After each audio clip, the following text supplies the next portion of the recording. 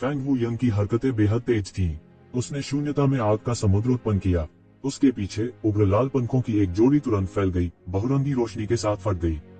इस समय उसके शरीर पर उग्र लाल चेन युआन अचानक एक विशाल फीनिक्स की तरह उछला, एक भारी तरीके से ये ज़िवेन की ओर बढ़ रहा था। उसके पंखों के नीचे अनगिनत शक्तियां उबल रही थी और अनगिनत लपटें जल रही थी, आग के अनगिनत कानूनों में विलीन हो रही थी। उसकी गति अत्यंत तीव्र थी। फैंग ज़ोंग की तुलना में यह एक ही आंदोलन तकनीक लग रहा था, लेकिन यह थोड़ा तेज नहीं था। फैंग ज़ोंग की तुलना में फैंग वुयंग आंदोलन तकनीकों के इस सेट में अधिक कुशल थे। फैंग वुयंग के अचानक हमले के सामने ये ज़िवेन ने केवल ठंडी सूंघी। इस समय वह अंत में चले गए। वह हाथ जो उसकी तलवार की मूठ पर दबा हुआ था, उसने अचानक तलवार की एक चौंकाने वाली रोशनी खींची जिसने पूरे आकाश को ठंडा कर दिया। अनगिनत अत्याचारी तलवार की रोशनी उठी और शून्य में गिर गई और फिर एक विशाल पतित देवदूत में संघनित हो गई।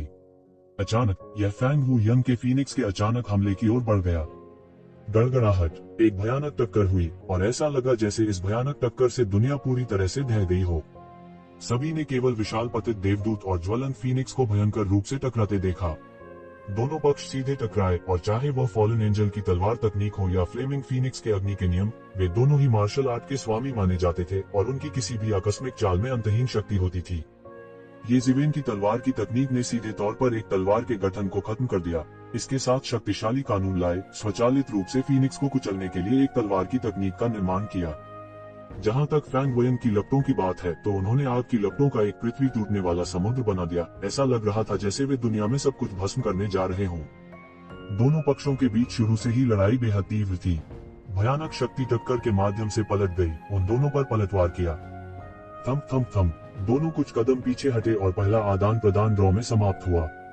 इतना खराब भी नहीं। फैंग वुयंग ने ये ज़िवेन पर नजर डाली और अंत में अपने दांतों से इन दो शब्दों को निचोड़ लिया।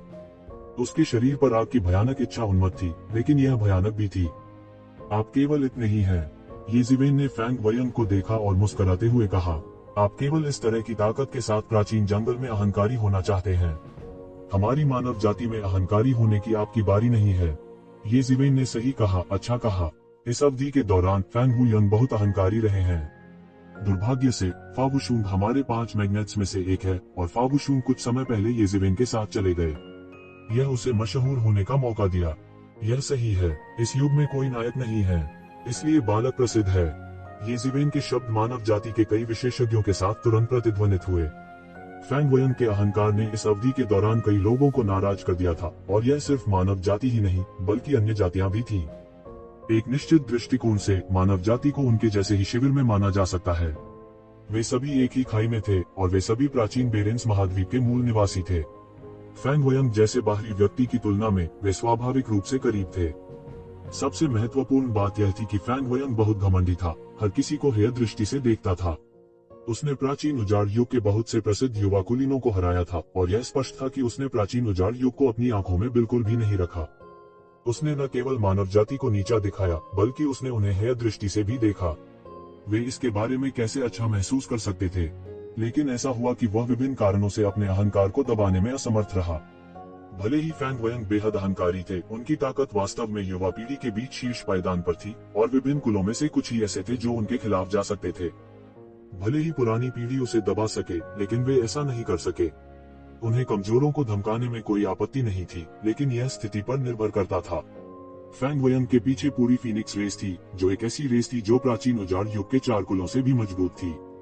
अब जब ये ज़िवेन ने सीधे तौर पर अपने आभामंडल को दबा दिया था, तो सभी को संतुष्टि का एहसास हुआ। उनका प्राचीन उजाड़ युग लोगों के बिना नहीं था।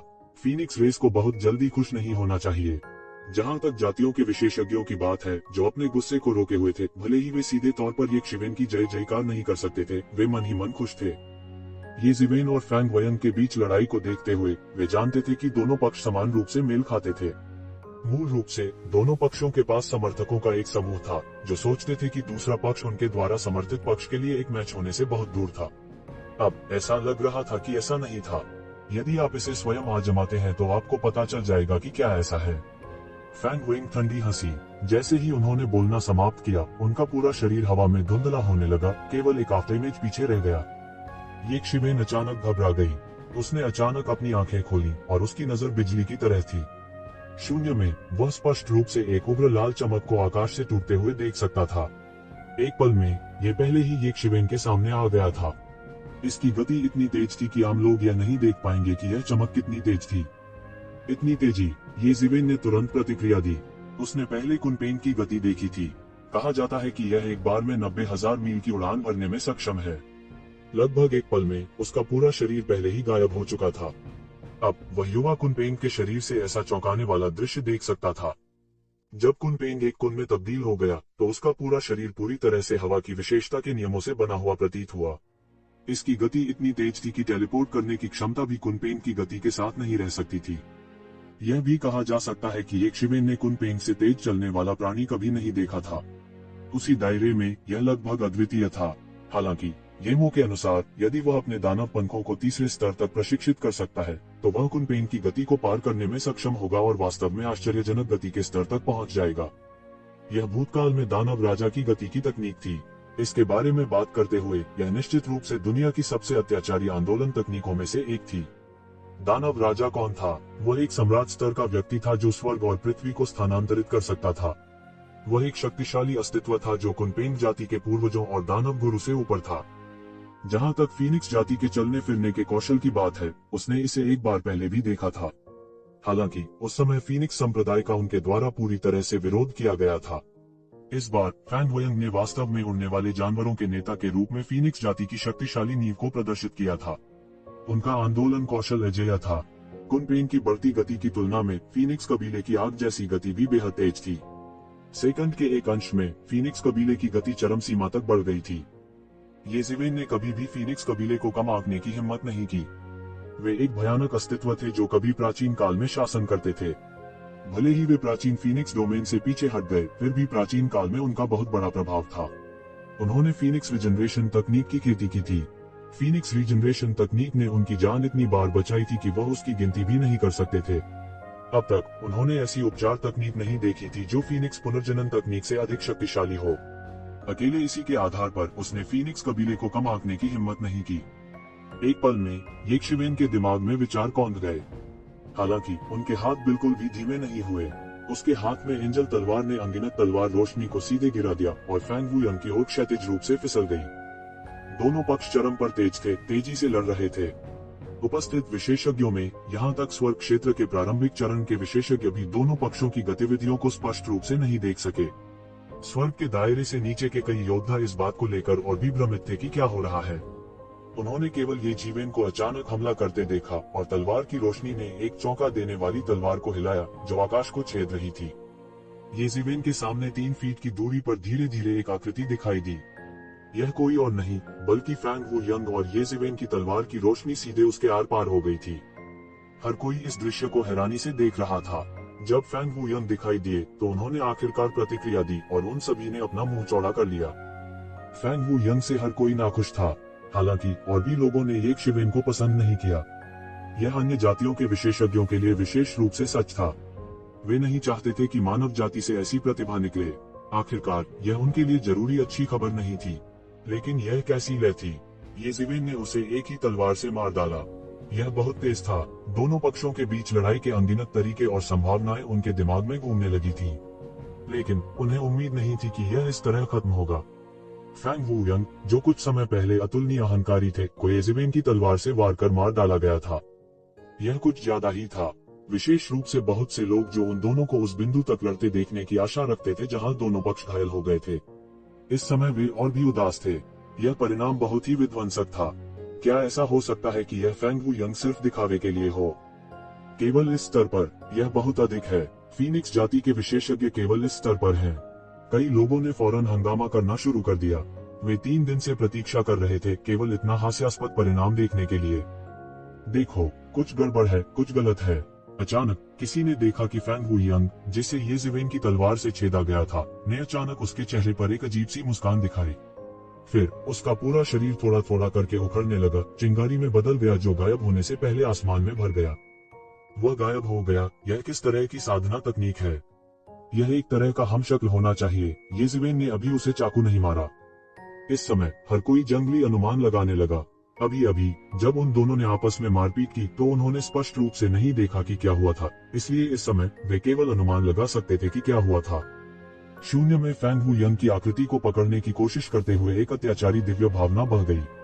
ये जिवेन उतना हैरान नहीं था जितना कि हर कोई सोचता था कि वह था। उसने शांति से अपने हाथ में लंबी तलवार वापस ले ली। जिस क्षण उसने तलवार छेड़ी, उसे पहले ही आभास हो गया था कि कुछ गलत था। यह उसके लिए कुछ भी नहीं था। आप बहुत जल्दी चकमा दे गए, ये जिवेन ने हल्के से कहा। उनका लहजा सुस्त, दबंग था और बिल्कुल भी नहीं दिया। इस बच्चे का आभामंडल खराब नहीं है। इस समय स्वर्ग क्षेत्र का एक बूढ़ा विशेषज्ञ अपनी बात कहे बिना नहीं रह सका। अपनी उम्र और ताकत के साथ वह वास्तव में यह कहने के योग्य था कि ये जिवेन यह बच्चा था। यह सही है। शुरू से अंत तक उसकी दबंग आभा फैंग वयंग से बिल्कुल भी नहीं हारी। फैंग वयंग हमेशा दबंग बनना चाहते थे, लेकिन ये जिवेन द्वारा उन्हें लगातार दबा दिया गया था। आभामंडल के टकराव में वह आदि से अंत तक हावी नहीं हो सका। यह बच्चा सरल नहीं है।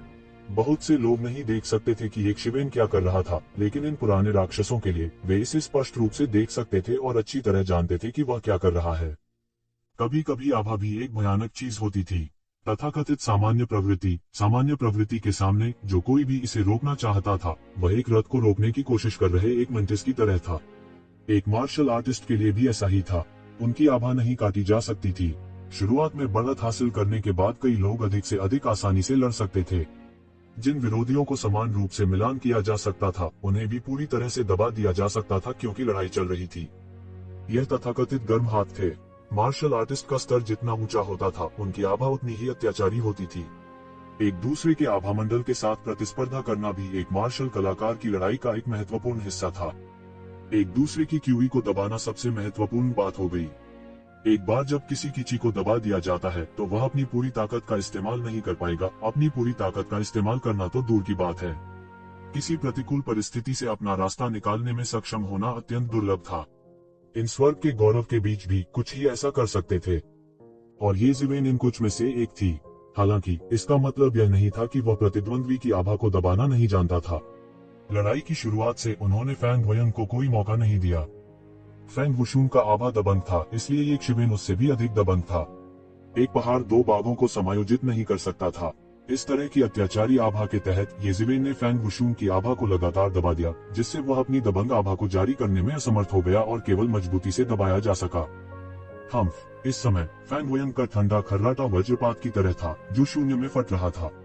इस समय अनगिनत लपटें ये जिवेन के पीछे घनीभूत हो गईं, और तुरंत ये जिवेन के पीछे एक आकृति में घनीभूत हो गईं। यह फैंग वयंग था। अपनी गति के साथ तुम अब भी मुझसे इस तरह लड़ना चाहते हो? इच्छाधारी सोच, उसने उपहास किया। ये शिवेन के आत्मविश्वास पर हमला करने की कोशिश कर रहा था। चलो फिर कोशिश करते हैं। जैसे ही उसकी आवाज गिरी, ये जिवेन की तलवार की रोशनी पहले ही आ चुकी थी। तलवार की रोशनी ने विशाल आकाश को पार कर लिया और शून्य तुरंत रह गया। यहाँ की जगह को विशेष रूप से मजबूत किया गया था, लेकिन ये जिवेन और ये जिवेन के सामने अभी भी अपर्याप्त लग रहा था। सेकंड के एक अंश में वह पहले से ही फैंग वयंग के सामने था। ये जिवेन की तलवार की रोशनी लगभग बिना किसी बाधा के फैंग वयंग के शरीर में घुस गई। यह बेहद तेज था। दोनों पक्ष गति में प्रतिस्पर्धा कर रहे थे, लेकिन ऐसा लग रहा था कि एक शिवेन की गति एक पायदान ऊपर थी। ये जिवेन के सामने उड़ते हुए फैंग वयंग ये जिवेन की नजरों से बचने में असमर्थ लग रहा था, चाहे उसने कुछ भी किया हो। उस पल में ये जिवेन की तलवार की रोशनी पहले ही फैंग वयंग के शरीर में छेद कर चुकी थी। उसका पूरा शरीर पहले ही फैंग वयंग के सामने आ चुका था, और तलवार की रोशनी पहले ही फैंग वयंग के सिर में घुस गई थी। बेवकूफ, क्या आपको लगता है कि मुझे नहीं पता? मैं आपको बस एक जाल में फंसा रहा हूँ। इस समय फैंग वयंग की ठंडी आवाज एक बार फिर ये जिवेन के पीछे दिखाई दी। अचानक ये जिवेन का दिल घबरा गया, और फैंग वयंग के शरीर से अनगिनत अत्याचारी आभा अचानक फैल गई, जो ठीक उसके सामने थी। इसके तुरंत बाद एक भयानक शक्ति पल भर में बह गई। बूम! एक अतुलनीय जोर का धमाका हुआ और भयानक ऊर्जा बह गई। फैंग वयंग का पूरा शरीर अचानक एक जोरदार धमाके के साथ फट गया। शून्य में एक छोटा मशरूम बादल उठा, और इस समय फैंग वयंग की आकृति अंततः शून्य में दिखाई दी। जितनी देर में चिंगारी को चकमक पत्थर से उड़ने में समय लगता है, आदान प्रदान का एक और दौर शुरू हो गया। इस दृश्य को देखने वाले कई लोग पूरी तरह से भयभीत थे। जिस क्षण से ये जिवेन ने फैंग वयंग को दृढ़ता से दबा दिया, उस क्षण तक फैंग वयंग ने इस तरह के तीक्ष्ण साधनों के साथ पलटवार किया। ये जिवेन को धोखा देने के लिए डोपेलगैंगर का उपयोग किया और फिर निर्णायक रूप से विस्फोट किया। इस आदान प्रदान की पूरी प्रक्रिया बिजली की चमक थी। जिस आवृत्ति पर उन दोनों ने मारपीट की, उसने वास्तव में बहुत से लोगों को चौंका दिया था। तो इतनी जल्दी ये दो लोग कुछ लोग पहले से ही इतने सदमे में थे कि बोल नहीं पा रहे थे। बहुत से लोग मूल रूप से अपनी वरिष्ठता का लाभ उठाना चाहते थे और युवा पीढ़ी के बारे में कुछ शब्द कहना चाहते थे, लेकिन अब जब उन्होंने उन दोनों के बीच आदान प्रदान देखा तो उन्होंने ऐसे विचारों को पूरी तरह से बुझा दिया। यदि वे ऊपर जाते तो वे उन दोनों के आक्रमणों का सामना नहीं कर पाते। हालांकि यह तरीका सरल था, लेकिन यह सबसे प्रभावी तरीका था और यही काफी था। बेशनजू दूर से देखता था और उसके शिष्य सिकुड़ जाते थे। तेज, बहुत तेज।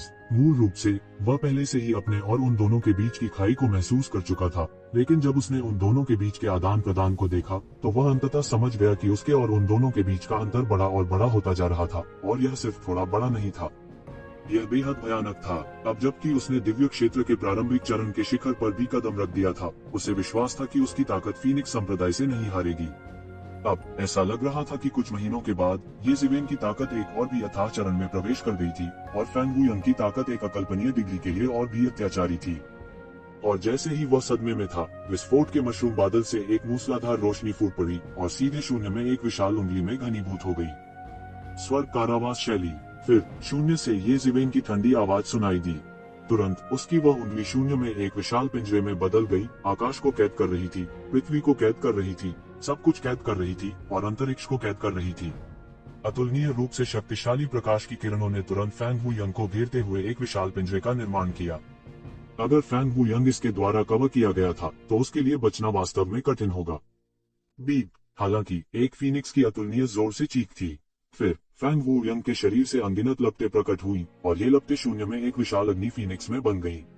इसने अपना मुंह चौड़ा किया और तुरंत आग की लपटों से भरा आकाश फैल गया, जिससे आग की लपटों से भरा आकाश बन गया। उनकी नानमिंग पौराणिक आग के जलने के तहत वह कफन वाली उंगली तुरंत राख में बदल गई। उनकी नानमिंग पौराणिक आग दुनिया को नष्ट करने वाली आग की तरह थी, और जो कोई भी इसके करीब जाने की कोशिश करेगा वह नानमिंग पौराणिक आग से जिंदा जल जाएगा। और इस समय उस मशरूम के बादल के भीतर क्षैतिज रूप से घूमते हुए शक्तिशाली बल के माध्यम से एक आकृति टूट गई। यह ये जिवेन थी। उसके हरे वस्त्र बेदाग थे, जैसे कि वह विस्फोट से बिल्कुल भी प्रभावित नहीं था, और उसने लापरवाही से विस्फोट की शक्ति को शून्य में बिखेर दिया। इससे पहले कि भीड़ अचंभित होती, उन्होंने उसे विस्फोट के मशरूम के बादल से बाहर निकलते देखा। ऐसा लगता है कि केवल एक कदम के साथ उसने स्वर्ग और पृथ्वी के बीच की खाई को पार कर लिया है और एक ही कदम में स्वर्ग पर चढ़ गया। एक पल में वह पहले से ही फैंग वुयंग के पीछे था, और इस समय भीड़ ने आखिरकार उसकी पीठ से सीधे फैले सुनहरे पंखों की एक जोड़ी देखी। फैंग वुयंग के पीछे फायर फीनिक्स पंखों की जोड़ी की तुलना में यह और भी महान और रहस्यमय था। इस समय ये जिवेन को देखकर वह वास्तव में एक परी की तरह लग रहा था। जब वह दानव के दायरे में था तो वह अक्सर एक पतित देवदूत होने का नाटक करने के लिए इस चाल पर भरोसा करता था। उन दोनों की पीठ पर लगे पंखों ने दिखाया कि उनकी गति की तकनीक असाधारण थी। ये जिवेन ने शांति से हमला किया, लेकिन तलवार की रोशनी ने पूरे आकाश को ढक लिया। फीनिक्स संप्रदाय की लपटों ने कोई कमजोरी नहीं दिखाई, और ये जिवेन की तलवार की रोशनी की तुलना में वे नुकसान में नहीं थे। इस समय दोनों पक्षों के लिए शक्ति में प्रतिस्पर्धा करने का समय था। शुआ, शुआ, शुआ, दोनों की आकृतियां आकाश में टकराईं। इस समय यह वास्तव में गति की लड़ाई थी। दोनों ने अपनी गति का अत्यधिक उपयोग किया, आकाश में कई बात की छवियों को फाड़ दिया। शुरुआत में 10 थे, 50, 100, सैकड़ों। अंत में पूरा आकाश उनकी लड़ाई के बाद की छवियों से भर गया। वहां का नजारा देख हर कोई दंग रह गया। उनकी आंखें इसे बिल्कुल नहीं पकड़ सकी। यह स्पष्ट था कि बाद की छवियों में से एक गायब हो गई थी और एक नई प्रकट हुई थी। यह अत्यंत तेज था। अगर उन्होंने इसे अपनी आंखों से नहीं देखा होता तो उन्हें विश्वास नहीं होता कि उनकी उम्र और ताकत के साथ उनकी गति वास्तव में इस स्तर तक पहुंच सकती है। यहाँ तक कि कुछ आकाशीय क्षेत्र के विशेषज्ञों के भाव भी बदल गए। उनमें भी इतनी गति नहीं थी। दूसरे शब्दों में, जब तक उनके प्रतिद्वंद्वी एक दूसरे नहीं थे, तब तक समान स्तर का कोई भी व्यक्ति उनके सामने समस्या नहीं बनेगा। ऐसा इसलिए था क्योंकि उनकी गति बहुत तेज थी और सामान्य लोग उनकी गति के साथ बिल्कुल भी नहीं रह सकते थे। इसके अलावा अधिकांश लोग इस गति को थोड़े समय के लिए ही बनाए रख सकते हैं। इस गति को हमेशा के लिए बनाए रखना असंभव था। किसी का शरीर कितना भी मजबूत क्यों न हो, इस गति को हमेशा बनाए रखना बहुत मुश्किल होगा। इस बात की बहुत संभावना थी कि शरीर आधे रास्ते पर टिक नहीं पाएगा और पूरी तरह से ढह जाएगा। इसकी भी प्रबल संभावना थी। हालांकि उन दोनों के पास असाधारण चिकित्सा तकनीक थी। नतीजतन लड़ाई अंतहीन लग रही थी क्योंकि वे आगे बढ़ते रहे और एक दूसरे को मारते रहे। एक पल में उन्होंने 100 चालों, 1000 चालों का आदान प्रदान किया। धमाकों की आवाज लगातार शून्य में गूंजती रही। यह बेहद भयानक था। Fire lord's world annihilation. इस समय फैंग हुयंग शून्य से प्रकट हुए। इस समय आकाश को भरने वाली उनकी भ्रामक आकृतियां एक पल में गायब हो गईं। इसके बाद उन्होंने अपने दोनों हाथों से एक जटिल हैंड सील को चुटकी में दबा लिया और उनके शरीर के रोम रोम से असंख्य ज्वालाएं निकलने लगीं। वह एक नजर में आग के आदमी की तरह लग रहा था। उसमें से अनगिनत लपटें निकली, शून्य में भयंकर रूप से जलती हुई। सब कुछ जलकर और सब कुछ ध्वस्त हो गया। उसके बाद ये लपटें उसके सिर के ऊपर इकट्ठी हुई और एक अतुलनीय विशाल ज्वाला कमल का रूप ले लिया। यह अतुलनीय रूप से सुंदर था, फिर भी यह एक विनाशकारी आभा लाया। यह अग्नि कमल दुनिया को नष्ट करने के मिशन को ले जाने के लिए लग रहा था, क्योंकि यह एक विनाशकारी आभा उत्सर्जित करता था। बहुत से लोग दूर से देखते थे और इस अग्नि कमल की भयानक विनाशकारी शक्ति को महसूस कर सकते थे। वाला, यह अग्नि कमल सीधे ये शिवेन की ओर गिरा। यह धीमा लग रहा था, लेकिन यह वास्तव में बहुत तेज था। एक पल में वह पहले ही आकाश में उड़ चुका था और उसके सामने आ गया था। इस समय ये शिवेन भी चले गए। उनकी आंखें असाधारण रूप से प्रतिष्ठित थीं। अत्यंत गंभीर, विश्व निर्माण तलवार। वह जोर से चिल्लाया। उसी क्षण उनके शरीर से तेज के घेरे निकल आए और पूरे आकाश को ढक लिया। इस समय ऐसा लग रहा था कि आकाश गायब हो गया है। पूरी दुनिया में सिर्फ वही रह गया था। केवल वही सृष्टि के परमेश्वर के समान था। सृष्टि की तलवार का प्रकाश प्रस्फुटित हुआ। जहाँ तहाँ गुजरा, सब कुछ जगने और प्रकट होने लगा। एक तलवार से दुनिया दिखाई दी। यह सृजन की शक्ति थी। यह एक भयानक शक्ति थी जो विनाश की शक्ति के ठीक विपरीत थी, जिसे विश्व विनाश अग्नि लॉर्ड्स लाया था। तलवार की रोशनी ने वर्ल्ड एनिहिलेशन फायर लॉर्ड्स को गिरा दिया। गड़गड़ाहट, भयानक टक्कर ने अंतहीन चमक पैदा की। ये जिवेन की तलवार प्रकाश की नोक और विश्व शमन ज्वलनशील कमल की अंतहीन लौ अंतहीन प्रतिभा के साथ बढ़ी। टक्कर के बिंदु से एक भयानक ऊर्जा बह गई और सुनामी की तरह सभी दिशाओं में बह गई। वाला, भयानक सुनामी जैसी शक्ति का घेरा बह गया। इस तेज ने पूरे आकाश को ढक लिया, मानो एक ही पल में सारा आसमान गायब हो गया हो। यह पूरी तरह से गायब हो गया। सभी की आंखें अंधी हो गईं और वे बिल्कुल नहीं देख सके। जिस तरह हर कोई स्पष्ट रूप से देखने की कोशिश में अपनी आंखों को सघन करने के लिए अपने सच्चे सार का उपयोग कर रहा था। उन्होंने एक और तेज गर्जना सुनी, उसके बाद एक और भी बड़ा विस्फोट हुआ और उसके बाद बह गया। इससे पहले कि भीड़ प्रतिक्रिया दे पाती, ऐसा लगा कि दोनों पक्ष फिर से भिड़ गए हैं। हर कोई अतुलनीय रूप से हैरान था। क्या यही वह विनाशकारी शक्ति थी जिसे एक स्वर्ग क्षेत्र प्रारंभिक चरण प्राप्त कर सकता था? यह बिल्कुल अकल्पनीय था। एक क्षण के बाद आखिरकार सभी को अपनी दृष्टि वापस आ गई और स्पष्ट रूप से देखा कि क्या हुआ था। उन्होंने देखा कि ये जिवेन तलवार की रोशनी को शून्य से वापस खींच रही है। फिर उसने अपने पैर की उंगलियों पर कदम रखा और लगातार शून्य से पीछे हट गया। और उसके सामने फैंग हुयंग की छाती में अचानक एक बड़ा खूनी छेद दिखाई दिया। खून लगातार छींटे मार रहा था। अभी एक सेकंड में ही, इससे पहले कि किसी के पास प्रतिक्रिया करने का समय होता, ये जिवेन, जो सबसे पहले प्रतिक्रिया करने वाला था, ने अपनी तलवार से फैंग हुयंग को छेद दिया था। उसकी आंखों में अभी भी कुछ अविश्वास था, हालांकि उनका शरीर पूरी तरह से नियंत्रण से बाहर लग रहा था। भयानक लपटों की लहरें तुरंत बह गईं। उसके चारों ओर 1000 मीटर के भीतर सब कुछ जल गया और अंतहीन अराजकता प्रकट हुई। फैंग हुयंग अराजकता के देवता की तरह अराजकता से ऊपर खड़े थे। हालांकि यह भगवान इस समय काफी दयनीय स्थिति में लग रहा था। ये ऐसा था जैसे वो ये जिवेन और खुद के बीच लड़ाई में एक नुकसानदेह स्थिति में आ गया हो। यह क्या चल रहा है? क्या वे अभी समान रूप से मेल नहीं खा रहे थे? हाँ, मैंने भी नहीं देखा। मुझे भी नहीं पता कि क्या हो रहा है। यह बिल्कुल अकल्पनीय है। बहुत से लोगों ने यह नहीं देखा कि क्या हुआ था। उन्हें समझ नहीं आया कि अभी अभी ऐसा क्या हुआ था कि वास्तव में स्थिति को ऐसा बना दिया। ये जिवेन बहुत शातिर है। इस समय एक स्वर्ग क्षेत्र पुराना प्राचीन अंत में बोला। यह एक शीर्ष स्वर्ग क्षेत्र विशेषज्ञ था। शुरू से ही उन्होंने युद्ध की पूरी प्रक्रिया देखी थी। उनका पूरा चेहरा सदमे से भर गया था। बूढ़े आदमी, क्या चल रहा है? यह ऐसा क्यों निकला? हमने अभी कुछ भी नहीं देखा। हाँ, बूढ़े आदमी, जल्दी करो और हमें बताओ कि क्या हो रहा है।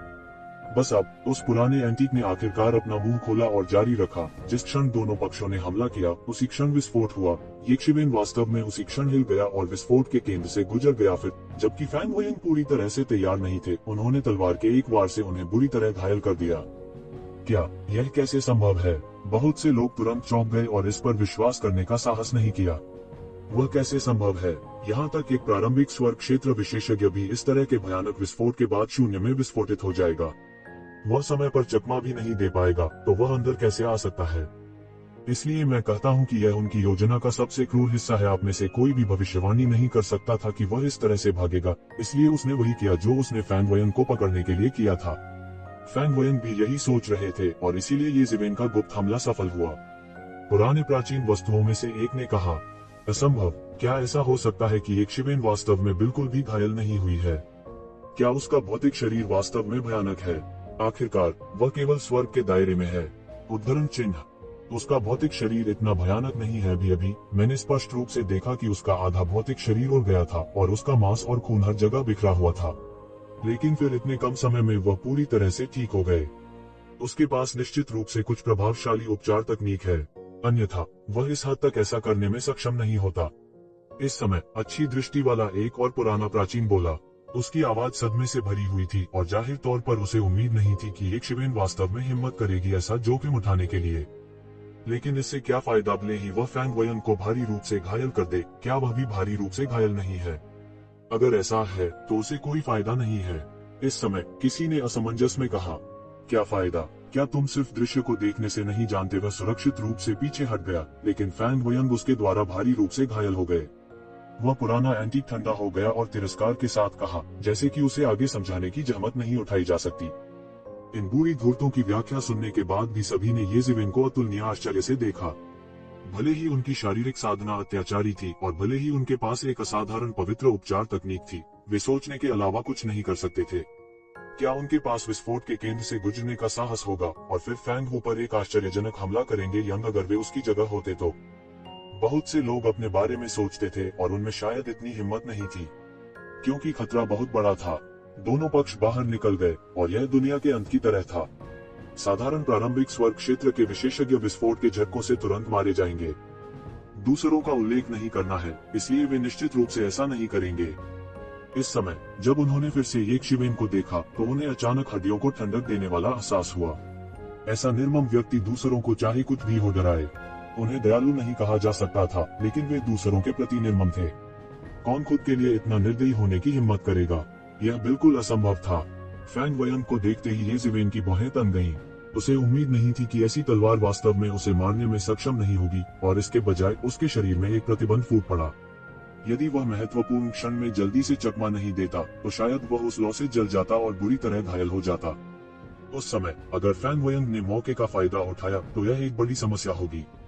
फैंग वयंग की ताकत उसकी कल्पना से कहीं अधिक मजबूत थी। ये ज़िवेन की तुलना में फैंग वयंग वास्तव में अतुलनीय रूप से हैरान थे। वह वास्तव में एक शिवेन द्वारा घायल हो गया था। वह वास्तव में एक शिवेन द्वारा घायल हो गया था।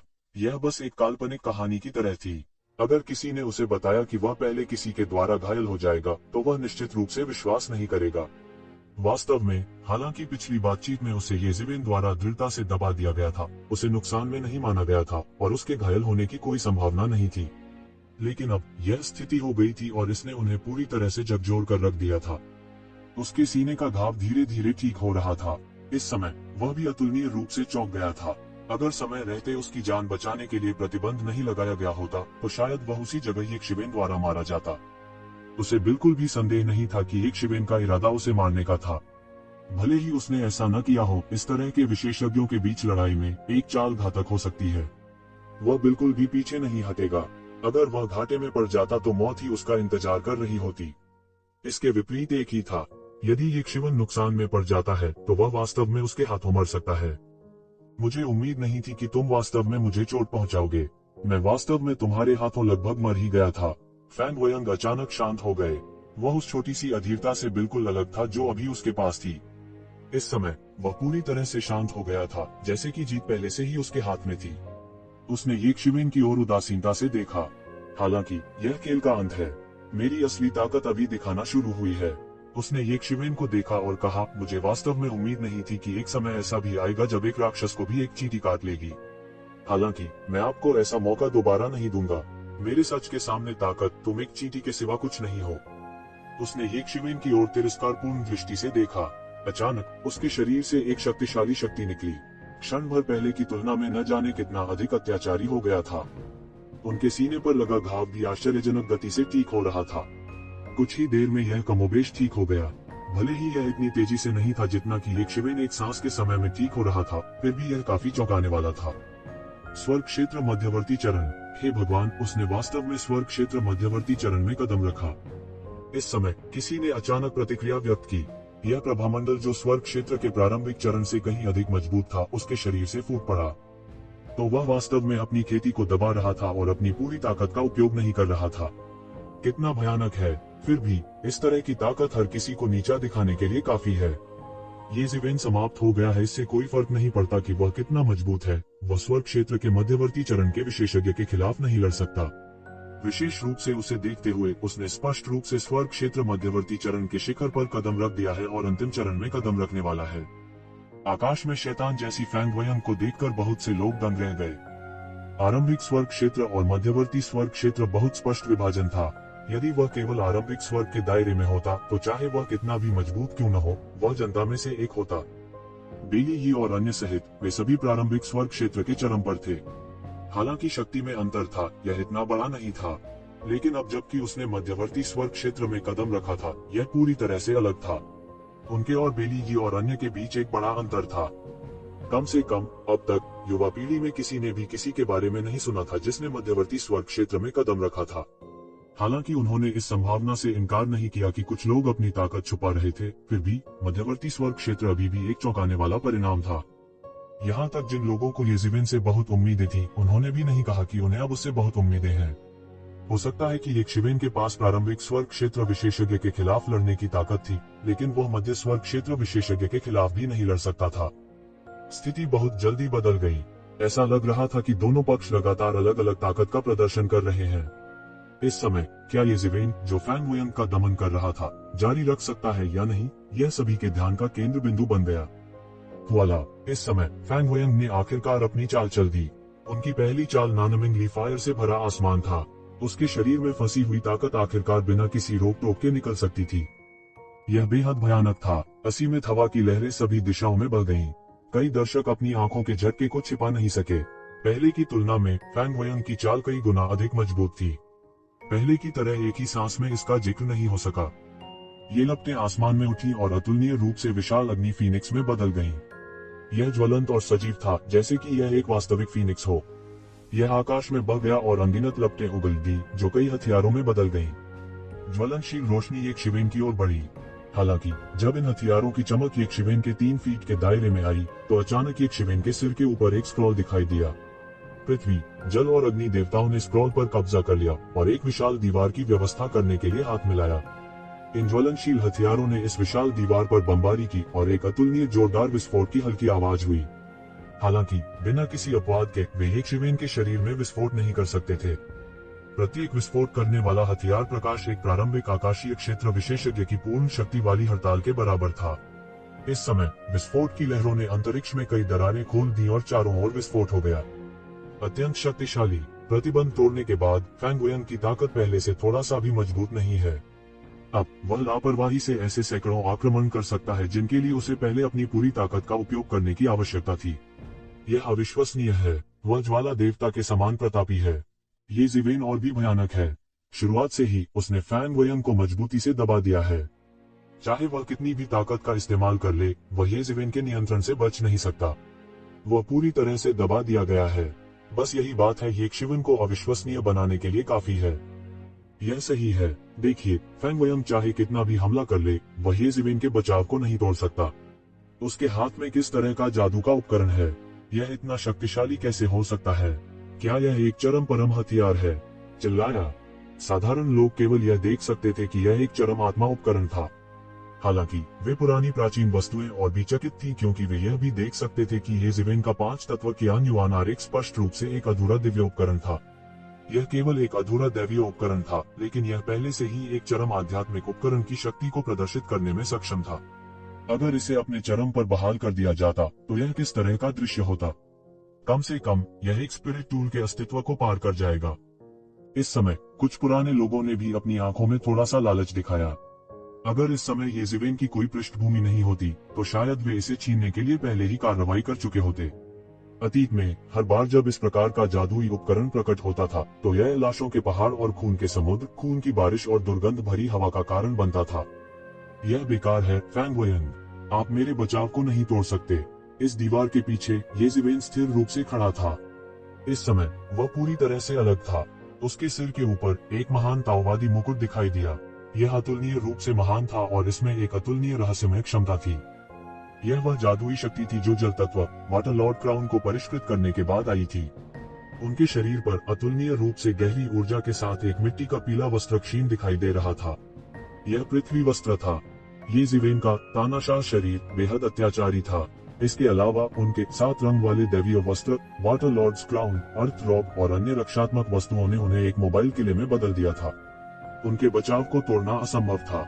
आइए देखें कि आप अपने सिर को कछुए की तरह कितनी देर तक छिपा सकते हैं। फैंग वयंग ने ठंडी सांस ली। उसकी आंखें तेज रोशनी से चमक उठी। आग की उनकी जादुई शक्ति असीम थी और भयानक विनाशकारी शक्ति रखती थी। यह एक अविनाशी भाले की तरह था। दूसरी ओर ये जिवेन के शरीर पर विभिन्न सुरक्षा कवच सबसे मजबूत ढाल की तरह थे। यह एक विरोधाभासी लड़ाई थी। क्या आपको लगता है कि आपके सिर पर कछुए का खोल होने के कारण मैं आपका कुछ नहीं बिगाड़ सकता? फैंग वयंग ने ठंड से सूंघा। मेरी आग में कुछ भी जीवित नहीं रह सकता। जैसे ही वह बोला, उसने एक हाथ की सील पर चुटकी ली। आकाश को भरने वाली शक्ति अचानक प्रस्फुटित हुई। फिर अनंत ज्वाला पात्र शून्य में जलने लगे। आग की लपटों में सब कुछ जलकर खाक हो गया। ऐसा लग रहा था जैसे आग की लपटों में अनगिनत फीनिक्स नाच रहे हों। ऐसा लग रहा था जैसे यह स्थान प्राचीन फीनिक्स वर्ल्ड और फीनिक्स किंगडम बन गया हो। कितना बड़ा कदम है। वह स्वर्ग और पृथ्वी को एक बर्तन में बदलना चाहता है और फिर ये जिवेन को जिंदा जला देना चाहता है। इस समय ऐसे लोग भी थे जो स्थिति को समझ रहे थे। उन्होंने तुरंत फैंग वयंग को अतुलनीय विस्मय से देखा और कहा, यह एक बड़ा कदम है, लेकिन यह कहना मुश्किल है कि वह कितने समय तक चल सकता है। ऐसे लोग भी थे जो इसके बारे में आशावादी नहीं थे। इसमें खपत की गई वास्तविक मौलिक ऊर्जा एक खगोलीय आंकड़ा है। उसका कौशल कितना भी गहरा क्यों न हो, मुझे डर है कि वह टिक नहीं पाएगा।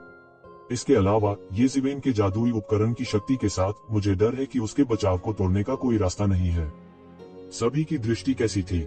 ऐसा लग रहा था जैसे वे एक नजर में फैंग वयंग की वास्तविक स्थिति को देख सकते हैं। उन्होंने फैसला किया कि फैंग वयंग इस तरह जारी रखने में सक्षम नहीं हो सकते हैं।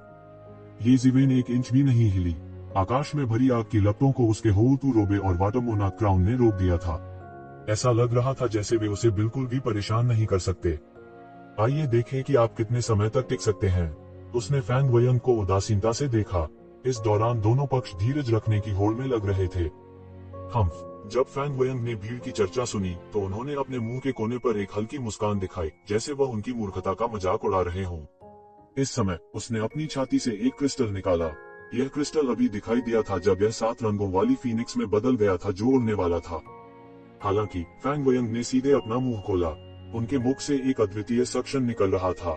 7 रंगों वाला फीनिक्स जो उड़ने वाला था उसे तुरंत उसके द्वारा चूसा गया। बूम! इस समय फैंग वयंग के शरीर पर आभा फिर से आसमान छू गई। उसके शरीर पर अस्थिरता के निशान थे, लेकिन अब वह पूरी तरह से स्थिर हो चुका था। अतुलनीय शक्ति की निरंतर अनुभूति हो रही थी।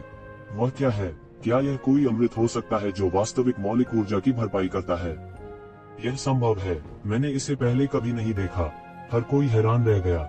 यहाँ तक इन अनुभवी और जानकार पुराने साथियों को भी नहीं पता था कि फैंग वयंग द्वारा क्या निगला जा रहा है। आखिरकार प्राचीन फीनिक्स डोमेन प्राचीन बैरेंस महाद्वीप से बहुत लंबे समय तक दूर रहा था। इतना समय हो गया था कि बहुत सी बातों का सत्य इतिहास की धूल में दब गया था। वास्तव में सच्चाई क्या थी यह कोई नहीं जानता था। यह इसके लायक नहीं है, यह इसके लायक नहीं है। बस जब हर कोई अतुलनीय रूप से चौंक गया तो एक पुरानी आवाज सुनाई दी। इसी समय शून्य से एक आकृति प्रकट हुई। यह एक उग्र वस्त्र में एक बूढ़ा व्यक्ति था।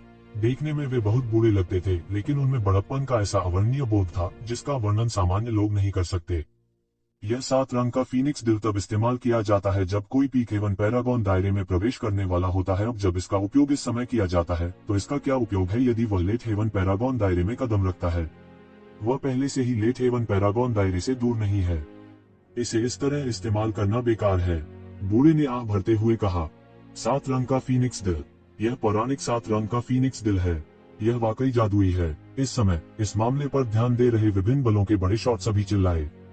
उनके संप्रदायों और सेनाओं की प्राचीन पुस्तकों में ये सभी अच्छी चीजें थी जो सूची में सूचीबद्ध थीं।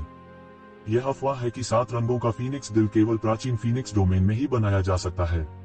एक बार निगलने के बाद कोई तुरंत टूट सकता है। दूसरे शब्दों में यह फैंग वयंग लेट हेवन पैरागॉन दायरे में कदम रखने वाला है। ये जिवेन है वास्तव में के लिए किया। हर कोई हैरान था, खासकर मानव कबीले के कुछ बड़े शॉट। इस समय उन्होंने येज़िवेन को देखा जो शून्य में था, अतुलनीय चिंता के साथ। येज़िवेन स्वर्ग क्षेत्र के प्रारंभिक चरण में फैंग वयन को दृढ़ता से दबा सकते थे और वे स्वर्ग क्षेत्र के मध्यवर्ती चरण के खिलाफ एक प्रतिकूल स्थिति में आए बिना भी लड़ सकते थे। स्वर्ग क्षेत्र के 8वें स्तर की उसकी साधना के साथ यह पहले से ही काफी चौंकाने वाला था। हालांकि फैंग वयन का सामना करना जो लेट हेवन पैरागॉन दायरे में कदम रख सकता था, वह उसके खिलाफ लड़ने के लिए क्या इस्तेमाल कर सकता था। हा, बेकार है तू ज़ीवेन, तुम्हारे लिए मैंने पहले ही 7 रंगों के फीनिक्स दिल को निगल लिया था। मैं लेट हेवन पैरागॉन दायरे में कदम रखने वाला हूँ। उस समय चाहे तुम कितने भी शक्तिशाली क्यों न हो, तुम केवल मेरे द्वारा शुद्ध किए जाओगे और जलकर मर जाओगे। कोई भी आपको बचा नहीं पाएगा। फैंग वयन गर्व से मुस्कुराए बिना नहीं रह सकी। इस लड़ाई में वह शुरू से अंत तक येशिवेन द्वारा पूरी तरह से दबा दिया गया था। उनके दिल में शिकायत बस अवर्णनीय थी। इस समय वह आखिरकार येशिवेन से हर चीज के लिए वापस मिल सकता था। मूर्ख, लेट हेवन पैरागॉन दायरे में कदम रखिए इस बात पर निर्भर करता है कि आपके पास मौका है या नहीं। आज मैं आपको यह देखने दूंगा कि दूसरों के लिए कड़ी मेहनत करने का क्या मतलब है। उद्धरण चिन्ह। फैंग वयन के शरीर पर आभा अभी भी थोड़ा थोड़ा करके बढ़ रही थी, जैसे कि वह किसी भी समय स्वर्गीय दायरे में कदम रख सकता था। उसके बाल हवा में नाच रहे थे, मानो वह कोई अधिपति हो। यह ऐसा था मानो वह किसी भी समय खतरे की भावना को प्रकट करते हुए टूट सकता है। मूर्ख, स्वर्ग के अंतिम चरण में कदम रखें। यह इस बात पर निर्भर करता है कि आपके पास ऐसा करने का मौका है या नहीं। आज मैं आपको यह देखने दूंगा कि दूसरों के लिए कड़ी मेहनत करने का क्या मतलब है। येज़िवेन ने अचानक अपना मुंह खोला और कहा, क्या? फैंग वयन स्तब्ध थी, न जाने येशिवेन किस बारे में बात कर रही थी। हालांकि उन्होंने इसे दिल पर नहीं लिया। ऐसी स्थिति में जब वह स्वर्गीय अवस्था में दिव्य क्षेत्र में कदम रखने वाला था, येशिवेन के सभी संघर्ष व्यर्थ थे। संघर्ष करने की कोई जरूरत नहीं है, फैंग वयन ने उपहास किया और कहा। उसकी आंखों में येज़िवेन ने एक जटिल मुहर को चुभोया और वास्तविक मौलिक ऊर्जा के घेरे उसके शरीर से एक नदी की तरह बह गए और सीधे 5 तत्वों के युवान आरेख में उड़ेल दिए गए। अचानक 5 तत्वों के युवान आरेख से अनंत दिव्य प्रकाश फूट पड़ा, एक पल में पूरे आकाश को कवर कर लिया, जैसे कि यह सब कुछ भस्म करने वाला था। और इस समय शून्य में एक विशाल उग्रलाल आकृति घनीभूत हो गई। पंचतत्व के युवान आरेख पर खड़े होकर यह अग्नि तत्व से निर्मित एक देवता था। वह आकाश की ओर गरजता है और सारा आकाश कांप उठा। फिर अग्नि देवता ने अपना रक्तरंजित मुख खोला और आग की आधी लपटों को एक घूंट में निगल लिया। अंतहीन लपटें एक ही बार में अग्नि भगवान के शरीर में गिर गईं। बूम! इसके तुरंत बाद इस अग्नि देवता के शरीर में अनंत शक्ति उबलने लगी। यह अचानक से फैल गया, मानो यह उसके शरीर को एक पल में फोड़ने वाला था। उसका पूरा पेट ऐसा लग रहा था मानो फटने वाला है। अगला, यह थोड़ा थोड़ा करके वापस सिकुड़ गया। यह ऐसा था मानो सारी शक्ति इस अग्नि देवता द्वारा परिष्कृत की गई हो। हर बार जब यह अग्नि देवता थोड़ी अधिक शक्ति को परिष्कृत करता तो वह थोड़ा लंबा हो जाता। बहुत जल्द ज्वलंत भगवान, जो मूल रूप से 3 मीटर से अधिक लंबा था, तुरंत आकार में 2 गुना हो गया, 6 मीटर से अधिक लंबा हो गया। इसके अलावा वह अब केवल आग का एक नग्न व्यक्ति नहीं था। इस दौरान उनके हाव भाव भी साफ हो गए थे। एक ज्वलंत शाही वस्त्र पहने वह एक ज्वाला सम्राट की तरह था। 5 तत्वों के युवान आरेख में यह 5 सम्राटों का अग्नि सम्राट था। इसके अलावा जल देवता, पृथ्वी सम्राट, धातु सम्राट और लकड़ी सम्राट भी थे। हालांकि वर्तमान में केवल 3 सम्राटों के भ्रूण रूप को संघनित किया गया था और यह पूर्ण नहीं था। यदि वह 5 सम्राटों को पूरी तरह से संघनित करता है तो यह कहा जा सकता है कि 5 तत्वों की सभी जादुई मार्शल आर्ट उसके द्वारा पूरी तरह से नियंत्रित होंगी। अतीत में 5 एलिमेंट सुप्रीम ने दुनिया पर हावी होने के लिए इस अनूठी तकनीक पर भरोसा किया था। अग्नि सम्राट की तुलना में जो पहले से ही 6 फीट से अधिक लंबा हो गया था, अन्य जल देवता और पृथ्वी सम्राट केवल 3 फीट से थोड़ा अधिक लंबे थे और अभी भी भ्रूण रूप में थे। अब 5 तत्वों ने मूल रूप से संतुलन खो दिया था और धातु सम्राट और लकड़ी सम्राट संघनित नहीं हुए थे। हालांकि यह कोई बड़ी बात नहीं थी। वैसे भी जब समय आएगा संतुलन बहाल हो जाएगा। यह कैसे संभव है? मेरी नानमिंगली आग दुनिया में सब कुछ जला सकती है, इसे आप कैसे खा सकते हैं? फैंग वयन ने अविश्वास में 3 फीट से अधिक लंबे अग्नि सम्राट को देखा। इसके अलावा यह अग्नि सम्राट अभी भी नानमिंगली फायर को लगातार भस्म कर रहा था, जैसे कि यह दुनिया की सबसे भयानक आग नहीं थी, लेकिन नर्म कैंडी थी और इसे रोकने का जरा सा भी इरादा नहीं था। यह कैसा जादू है? इस दृश्य को देखकर कई लोग सहम गए। यहाँ तक नानमिंगली फायर भी इस फायर सम्राट के लिए कुछ नहीं कर सका, जो बहुत भयानक था। यह 5 तत्वों का जादू है। कितना शक्तिशाली आकाशीय उपकरण है। मुझे डर है कि यह सिर्फ एक साधारण आकाशीय उपकरण से कहीं अधिक है। बहुत से लोग देख सकते थे कि यह अग्नि सम्राट, जो दुनिया को भस्म कर सकता था, पंच तत्वों के अन्युवान आरेख द्वारा संघनित किया गया था। अपनी ताकत से उन्होंने एक पल के लिए सोचा और महसूस किया कि यह 5 तत्वों का एक आकाशीय उपकरण हो सकता है और सभी 5 तत्वों का एक आकाशीय उपकरण हो सकता है। यह सबसे भयानक बात थी। केवल 5 तत्व होने से, चाहे वह कितना भी शक्तिशाली क्यों न हो, केवल अन्य 5 तत्वों द्वारा ही नियंत्रित किया जा सकता है। हालांकि 5 तत्वों के इस प्रकार के आकाशीय उपकरण को बिल्कुल भी नियंत्रित नहीं किया जा सकता था, क्योंकि 5 तत्वों में 5 तत्वों ने एक चक्र का निर्माण करते हुए एक दूसरे को प्रबलित और संयमित किया, इसलिए इसे नियंत्रित करने का कोई तरीका नहीं था। दूसरे शब्दों में, सभी 5 तत्वों के साथ इस प्रकार का आकाशीय उपकरण सबसे भयानक था, या कम से कम 5 तत्वों के भीतर सभी खगोलीय उपकरण इसके द्वारा पूरी तरह से नियंत्रित होंगे। ऐसा नहीं था कि उन्होंने सभी 5 तत्वों वाले आकाशीय उपकरणों को नहीं देखा था, लेकिन वे आमतौर पर साधारण 5 तत्व थे। उन्होंने कभी ऐसा नहीं देखा था जो 5 तत्वों की शक्ति को भी निगल सके, जैसे कि वह कपास कैंडी हो। यहाँ तक कि कई शक्तिशाली बड़े शॉट्स भी इस समय अतुलनीय रूप से भयभीत थे, यहाँ तक कि उनके पास ऐसा कोई खगोलीय उपकरण भी नहीं था। हालांकि यह अभी भी संतुष्टिदायक था कि इस खगोलीय उपकरण को परिष्कृत नहीं किया गया था, या यह गंभीर रूप से क्षतिग्रस्त हो गया था। इसलिए 5 तत्वों में से इसमें केवल अग्नि, जल और पृथ्वी के 3 तत्व थे और यह संतुलित नहीं था। अब ऐसा लग रहा था कि अग्नि सम्राट की शक्ति ने स्पष्ट रूप से अन्य 2 तत्वों की शक्ति को दबा दिया था। यह देखते हुए कि येज़ेवेन वास्तव में नानमिंग फायर के नुकसान से उबर सकता है, कई लोगों ने अचानक उसके बारे में अपनी धारणा बदल दी। शायद वह पलटवार कर सकता था। इससे कोई फर्क नहीं पड़ता कि फैंग वयंग कितना शक्तिशाली हो गया था, जब तक वह अभी भी आग की विशेषता के जादू का उपयोग कर रहा था, उसे येज़ेवेन द्वारा नियंत्रित किया जाएगा। इस बार युद्ध की स्थिति अचानक जटिल और भ्रमित करने वाली हो गई। थोड़ी ही देर में अग्नि सम्राट ने नानमिंग आग को भस्म कर दिया था, जो आकाश में भर गई थी और उसकी आकृति भी 10 मीटर की ऊंचाई तक पहुंच गई थी। ये शिवेन ने फैंग वयंग को उदासीनता से देखा कि उसके पास और क्या चालें हैं।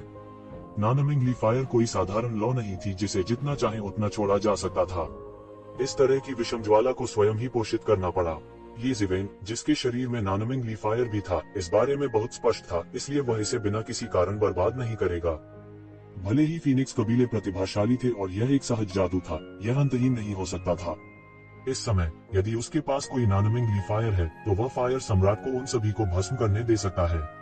उस समय अग्नि सम्राट वास्तव में विकसित होगा और परिवर्तन को पूरा करेगा।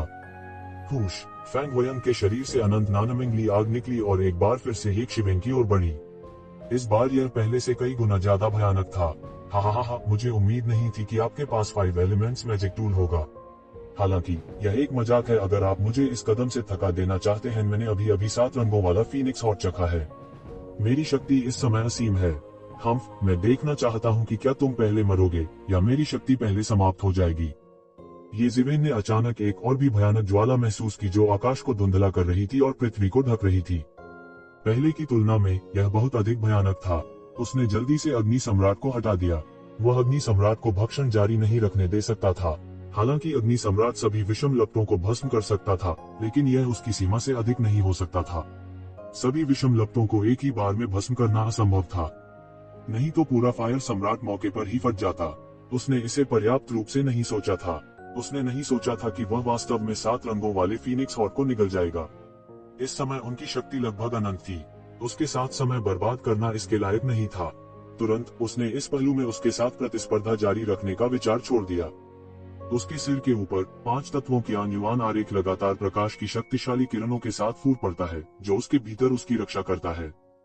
जब मैं सेलेस्टियल बीइंग रियल्म के अंतिम चरण में पहुंचूंगा, तो यह आपकी मृत्यु का समय होगा। फैंग वयंग ने लगातार गर्जना की और नानमिंग फायर को नियंत्रित किया। वह एक क्रोधी और हिंसक अग्नि देवता की तरह था। असीम नानमिंग आग उनके शरीर से उत्पन्न हुई थी। क्या भयानक था, यह भयानक था। कई लोगों ने दूर से देखा और उनके भाव बदल गए। अगर उन्हें नानमिंग फायर ने छुआ, तो यह एक मृतंत होगा। यदि यह येज़ेवेन नहीं होता, जो संकी था लेकिन एक साधारण व्यक्ति था, तो उसे इस समय जिंदा जला दिया गया होता।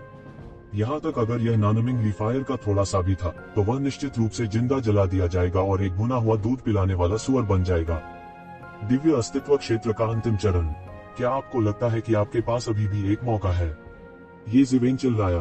5 एलिमेंट्स की अन्युवान आरेख में अग्नि सम्राट ने उड़ान भरी और उसके शरीर को अपने कब्जे में ले लिया। फिर उसकी पूरी आभा कई स्तरों से उठी और हलकों में बह गई। वह बहादुर और अजेय था, क्योंकि वह सीधे आग के समुद्र में चला गया जिसने आकाश को भर दिया। नानमिंग ली फायर के सीधे उसके शरीर पर गिरने के बाद इसे फायर सम्राट ने अपने शरीर की सतह पर अवशोषित कर लिया। यह उसे बिल्कुल भी नुकसान नहीं पहुंचा सकता था। हालांकि अग्नि सम्राट के लिए नानमिंग ली आग को अवशोषित करना असंभव था, लेकिन वह इसे थोड़ा थोड़ा करके अवशोषित कर रहा था। कोई समस्या नहीं थी। हुश, ये जिवेन की आकृति शून्य में विकृत हो गई और एक पल में गायब हो गई। जब वह फिर से प्रकट हुआ तो वह पहले से ही फैंग वयंग के सामने था। बजना, एक आवाज के साथ तलवार की रोशनी बुझ गई। तलवार का प्रकाश आकाश में फैल गया और हवा के साथ फैल गया। जैसे ही यह फैंग वयंग की ओर गिरा, यह बड़ा और बड़ा होता गया। टकराना, जैसे ही ये जिवेन की तलवार की रोशनी फैंग वुयंग के सिर के ऊपर से फीनिक्स पर उतरी, एक अतुलनीय तेज आवाज सुनाई दी। सभी दिशाओं में चिंगारियां फूट पड़ी और ये जिवेन की तलवार की रोशनी से अनगिनत लपटें बुझ गईं। फैंग वयंग के शरीर पर मूल रूप से फैलती आभा अचानक किसी चीज से कटी हुई लग रही थी। यह एक क्षण के लिए रुका और पहली बार यह फिर नहीं उठा। धतेरी की, फैंग वयंग ने जोर से दहाड़ा और ये जिवेन की ओर झपटना चाहा। इस समय ये जिवेन की दूसरी तलवार ने उसका पीछा किया और सीधे नीचे गिर गई। बूम, एक और भी तेज गर्जना हुई जो अपने साथ एक ऐसा विस्फोट लेकर आई जिससे आकाश भर गया। यह बह गया और अनगिनत नानमिंग ली आग का सफाया कर दिया। इसने अंतरिक्ष को भी उड़ा दिया और एक ही बार में अंतहीन अराजकता फैल गई। आकाशीय क्षेत्र की अंतिम अवस्था में चढ़ना चाहते हैं? सपना देखते रहो। ये जिवेन की ठंडी आवाज अभी भी उनके कानों में गूंज रही थी। आप आकाशीय क्षेत्र के अंतिम चरण में प्रवेश करना चाहते हैं? सपना देखते रहें। ये जिवेन की आभा हिंसक और ठंडी थी, एक दानव देवता की तरह दूसरों को बिल्कुल भी मौका नहीं दे रही थी। फैंग वयंग आकाशीय क्षेत्र के अंतिम चरण के शिखर पर पहुंचने के लिए अपनी बढ़ती आभा पर भरोसा करना चाहते थे, लेकिन इस समय ये जिवेन उसे यह मौका कैसे देगी? वह अपनी ताकत जानता था। यदि फैंग वयंग केवल दिव्य क्षेत्र मध्यवर्ती चरण में थे तो उनके पास अभी भी उससे निपटने का एक तरीका हो सकता है। परंतु एक बार जब वह दिव्य लोक की अंतिम अवस्था में प्रवेश कर गया तो वह उसकी पहुंच से बाहर हो जाएगा। इसलिए एकमात्र निष्कर्ष यह था कि वह निश्चित रूप से उसे दिव्य क्षेत्र के अंतिम चरण में प्रवेश नहीं करने दे सकता था। बूम, ये जिवेन की तलवार की रोशनी एक बार फिर कम हो गई और एक और भी भयानक तलवार की आभा नीचे गिर गई। यह फायर फीनिक्स के शरीर पर तेजी से और शातिर था। फायर फीनिक्स जो अनगिनत नानमिंग ली फायर से बना था, उस पर एक बड़ी दरार थी और यह लगभग ये जिवेन की तलवार से अलग हो गया था। फैंग वयंग की प्रतिक्रिया की प्रतीक्षा किए बिना तलवार एक बार फिर नीचे गिर गई। बूम बूम बूम, जोरदार धमाकों का सिलसिला शुरू हो गया। फैंग वयंग की मूल रूप से बढ़ती आभा को ये जिवेन द्वारा पूरी तरह से दबा दिया गया था और उसकी आभा को थोड़ा थोड़ा करके दबाया जा रहा था। यह कैसे संभव है? फीनिक्स कबीले के बूढ़े आदमी ने भी इस समय अपनी आंखें खोली। वो ये जिवेन के जंगली व्यवहार से पूरी तरह से डर गया था और अपने सामने के दृश्य को देख रहा था। और सबसे महत्वपूर्ण बात, जैसे ही ये जिवेन ने नीचे की ओर खिसकना जारी रखा, फैंग वयंग की आभा जो दिव्य क्षेत्र के अंतिम चरण में प्रवेश करने वाली थी, पूरी तरह से दबा दी गई थी। यह गति की तथाकथित शक्ति थी। यदि यह सुचारू रूप से चला तो यह मक्खन के माध्यम से गर्म चाकू जैसा होगा, लेकिन इसके विपरीत यदि गति को अवरुद्ध कर दिया गया तो सब कुछ अस्त व्यस्त होने लगेगा। यहाँ तक तोड़ने जैसी चीजों को भी रोका जा सकता था। मूल रूप से किसी ने नहीं सोचा था कि ये जिवेन का विरोधी हो सकता है, क्योंकि एक बार जब उसने दिव्य क्षेत्र के अंतिम चरण में प्रवेश किया तो उसकी ताकत पूरी तरह से ये जिवेन से ऊपर हो जाएगी। विशेष रूप से तेज आंखों वाले ये बूढ़े लोग देख सकते थे कि ये जिवेन ने पहले ही अपनी पूरी ताकत दिखा दी थी। दूसरे शब्दों में, ये जिवेन को अपने कुछ तुरुप के पत्तों को छोड़कर अपनी सीमा तक पहुंच जाना चाहिए था।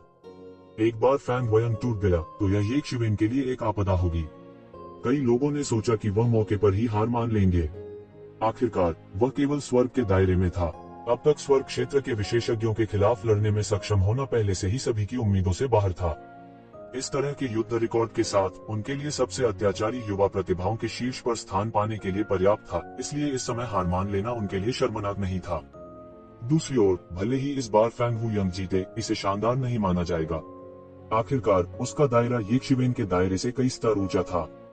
लेकिन किसी ने नहीं सोचा था कि ये जिवेन वास्तव में फैंग वुयंग की उन्नति को पूरी तरह से बाधित करने के लिए इस तरह की विधि का उपयोग करेगा, फैंग वुयंग की आभा को पूरी तरह से दबा देगा। जब टूट रहा था तो बस इतना हुआ कि किसी को पूरी तरह से सब कुछ अनदेखा करने और एक नए दायरे में प्रवेश करने में सक्षम होने के लिए एक अजेय आभा की आवश्यकता थी। अगर किसी का आभा मंडल दब गया होता तो फिर उसे समेटना आसान नहीं होता। यह युद्ध में सेना के मनोबल की तरह था। मनोबल के बिना फिर चाहे कितने भी लोग हों, वे बस सुअरों का एक झुंड थे जो वध किए जाने की प्रतीक्षा कर रहे थे। उसके पास वास्तव में ऐसा तरीका है। जैसा कि एक साहसी व्यक्ति से अपेक्षा की जाती है जिसने कुनपेंग अंडे को चुराने की हिम्मत भी की। इस समय एक आंगन में जियुइंग दानव राजा ने बात की। उसकी आंखें जानलेवा इरादे से बाहर निकली। लेकिन यह केवल एक पल के लिए गौरव है। एक पल में आप बिना दफन किए मर जाएंगे, क्योंकि जिन लोगों को कुनपेंग के अंडे को चुराने के लिए भेजा गया था वे सभी कुनपेंग के मुंह में ही मर गए थे। उन्हें कुनपेंग के अंडे की बिल्कुल भी खबर नहीं थी। यदि यह तथ्य नहीं था कि युवा कुनपेंग की खोज की गई थी तो वह निश्चित रूप से संदिग्ध बना रहेगा।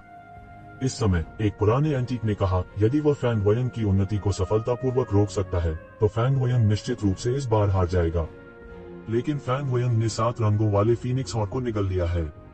उसे इतनी आसानी से कैसे रोका जा सकता है? 7 रंगों वाला फीनिक्स हॉर्न केवल प्राचीन फीनिक्स दायरे में बढ़ता है। यह स्वर्ग और पृथ्वी का एक विशेष खजाना है। 7 रंगों वाले फीनिक्स हॉर्न को निगलने के बाद उन्नति की लगभग 100% संभावना है। वास्तव में यदि वह एक चौंकाने वाली प्रतिभा है तो वह सीधे दिव्य क्षेत्र के शिखर पर पहुंच सकता है। जब वह समय आएगा ये शिवेन निश्चित रूप से मर जाएगी। इस दौरान मौके पर मौजूद लोग दो खेमों में बंध गए। कुछ लोगों ने महसूस किया कि ये जिवेन फैंग वुयंग को सफलतापूर्वक रोक सकती है और इस तरह उसे हरा सकती है। हालांकि अधिक लोगों ने महसूस किया कि फैंग वुयंग को रोका नहीं जा सकता था। फैंग वुयंग को रोकना इतना आसान कैसे हो सकता है जिसने 7 रंगों वाली फीनिक्स का दिल खा लिया था? पर उन्होंने जो कुछ भी कहा, दोनों के बीच झकझोर देने वाली लड़ाई चलती रही। ये जिवेन अभिव्यक्तिहीन थी। उसके हाथ में देवदूत की तलवार पहले ही हवा में फैल चुकी थी। यह दर्जनों फीट लंबा था, जैसे आकाश को सहारा देने वाला एक खंभा, और यह लगातार नीचे गिरा।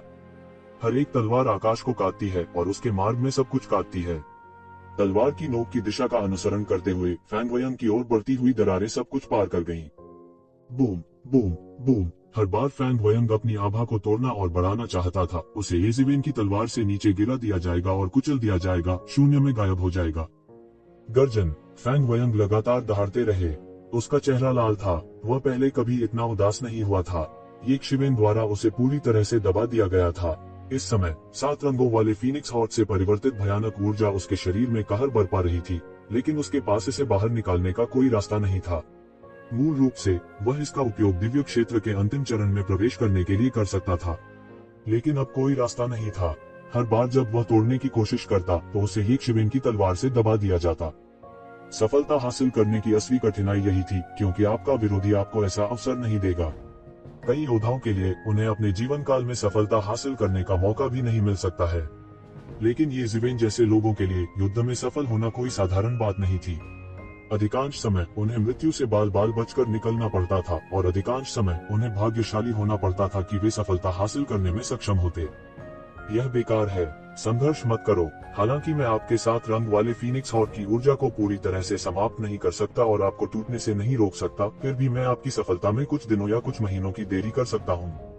ये जिवेन ठंडी और भावहीन थी। यहाँ तक उन्होंने फैंग वयंग पर हमला करने के लिए शब्दों का इस्तेमाल किया, उनके मन की स्थिति और लय को बाधित करने की कोशिश की।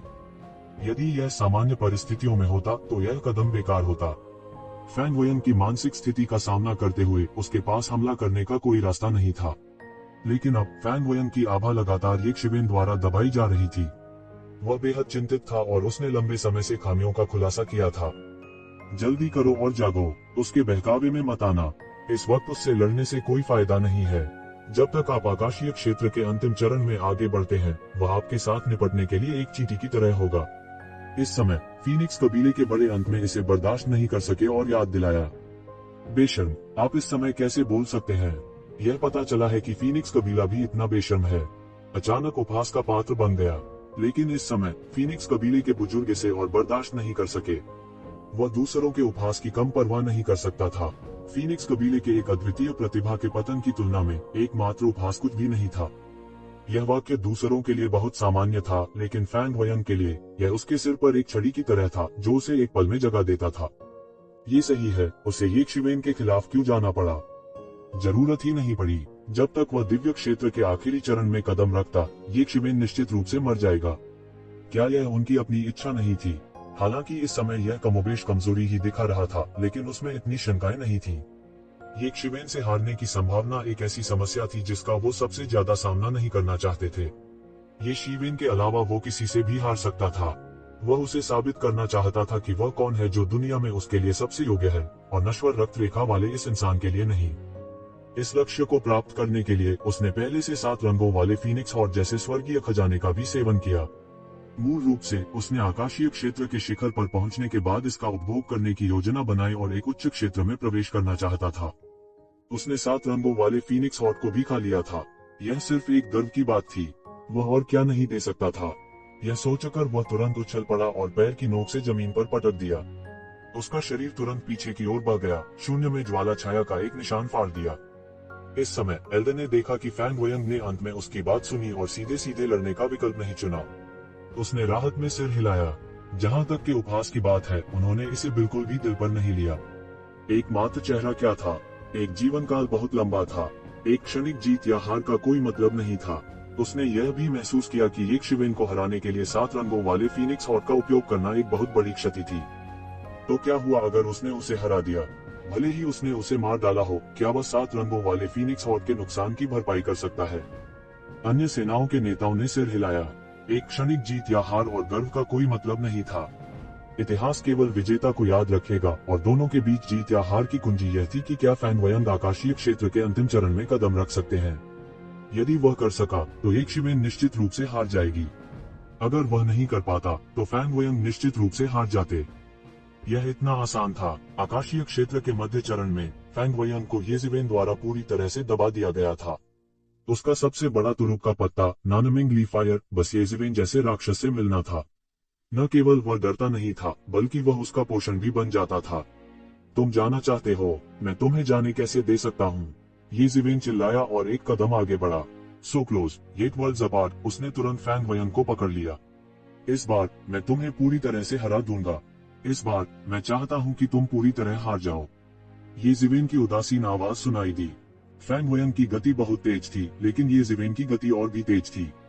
यह कहा जा सकता है कि वह एक परछाई की तरह था। तुरंत फैंग वयंग के सामने आ गया। उसे संभलने के लिए कोई जगह नहीं दी। बजना, तलवार की रोशनी तेजी से ये शिवेन के सिर के ऊपर से घूमने लगी। यह अब स्पष्ट रूप से नहीं देखा जा सकता था, केवल एक भयानक तलवार प्रकाश बवंडर देखा जा सकता था। ये शिवेन के दिमाग के नियंत्रण में यह तुरंत फैंग वयंग की ओर बढ़ गया। फैंग वयंग ये शिवेन के हमले से खुद को अलग करने और सांस लेने का मौका पाने ही वाले थे। कौन जानता था कि एक शिवेन तुरंत उसे पकड़ लेगी, उसे कोई मौका ही नहीं देगी। इस समय वह केवल अपनी पूरी ताकत से विरोध कर सकता था। आह आह आह, स्वर्गीय फीनिक्स सेप्टेड। फैंग वयंग लगातार दहाड़ते रहे। भयानक ध्वनि तरंगों के घेरे में बदल गई, जो सभी दिशाओं में फैल गई, जिससे एक तेज हमला हुआ। बूम! ये शिवेन की तलवार की रोशनी फैंग वयंग के हेवनली फीनिक्स सेप्टेड से टकराई। तलवार प्रकाश बवंडर अनगिनत चौंकाने वाली रोशनी के साथ फूटते हुए मध्य हवा में अवरुद्ध हो गया था। शून्य में ये ध्वनि तरंगें आकाश और पृथ्वी को ढांकते हुए विशाल फीनिक्स में बदल गईं, जैसे ही वे ये शिवेन की ओर बढ़ी। बजना, उसके हाथ में तो शिवेन की एंजल तलवार अचानक निकल गई, एक भयानक रोशनी के साथ फट गई और तुरंत नीचे गिर गई। उची उची उची, ये शिवेन की तलवार की रोशनी मक्खन के माध्यम से एक गर्म चाकू की तरह थी, जो सीधे दर्जनों विशाल फीनिक्स को तोड़ रही थी। लेकिन यह बेकार था। अधिक ध्वनि तरंगे फीनिक्स में बदल गईं और बढ़ गईं। इसे लगभग सघन रूप से भरा हुआ कहा जा सकता है, जो आकाश और पृथ्वी को ढकता है। और फैंग वयंग उन फीनिक्स के पीछे छिप गए। उनका चेहरा ठंडा था, उनके शरीर पर आभा अंत में बिना किसी बाधा के उठती रही। बस थोड़ा सा और, बस थोड़ा सा और, ये शिवेन तुम मर चुके हो। उसने एक शिवेन को देखा और उसकी आंखें फड़कने लगी। उसकी आंखों में एक भयानक रोशनी चमक उठी। उसकी आभा बढ़ती रही और वह वास्तव में दिव्य क्षेत्र के अंतिम चरण से बस एक कदम दूर था। बस थोड़ा और, तुम मर चुके हो। फैंग वयंग दहाड़ा। वह जो मर चुका है वह तुम हो। इस समय ये शिवेन की ठंडी आवाज अचानक सभी दिशाओं से आई। हुश! उनका फिगर अचानक 10 फीट से भी कम दूरी पर फैंग वयंग के सामने आ गया। असंभव! फैंग वयंग की आंखें धीरे धीरे सदमे से भर गईं। लिन फैंग फीनिक्स की परतों से कैसे गुजरा और उसके सामने कैसे पहुंचा? अचानक उसने देखा कि आकाश में सभी फीनिक्स जलने लगे थे। एक पल में आकाश में अनगिनत फीनिक्स प्रज्वलित हो गए और पूरी तरह से जल गए। भयानक नानमिंगली फायर के सामने नानमिंगली फायर द्वारा पूरे स्थान को जलाकर राख कर दिया गया था। ऐसा लगता है कि नानमिंग मिथिकल फायर में फैंग वयंग के हाथों में ज्यादा शक्ति नहीं थी। हालांकि ऐसा लग रहा था कि इस समय एक शिवेन के हाथों में एक चौंकाने वाली ताकत दिखाई दे रही थी।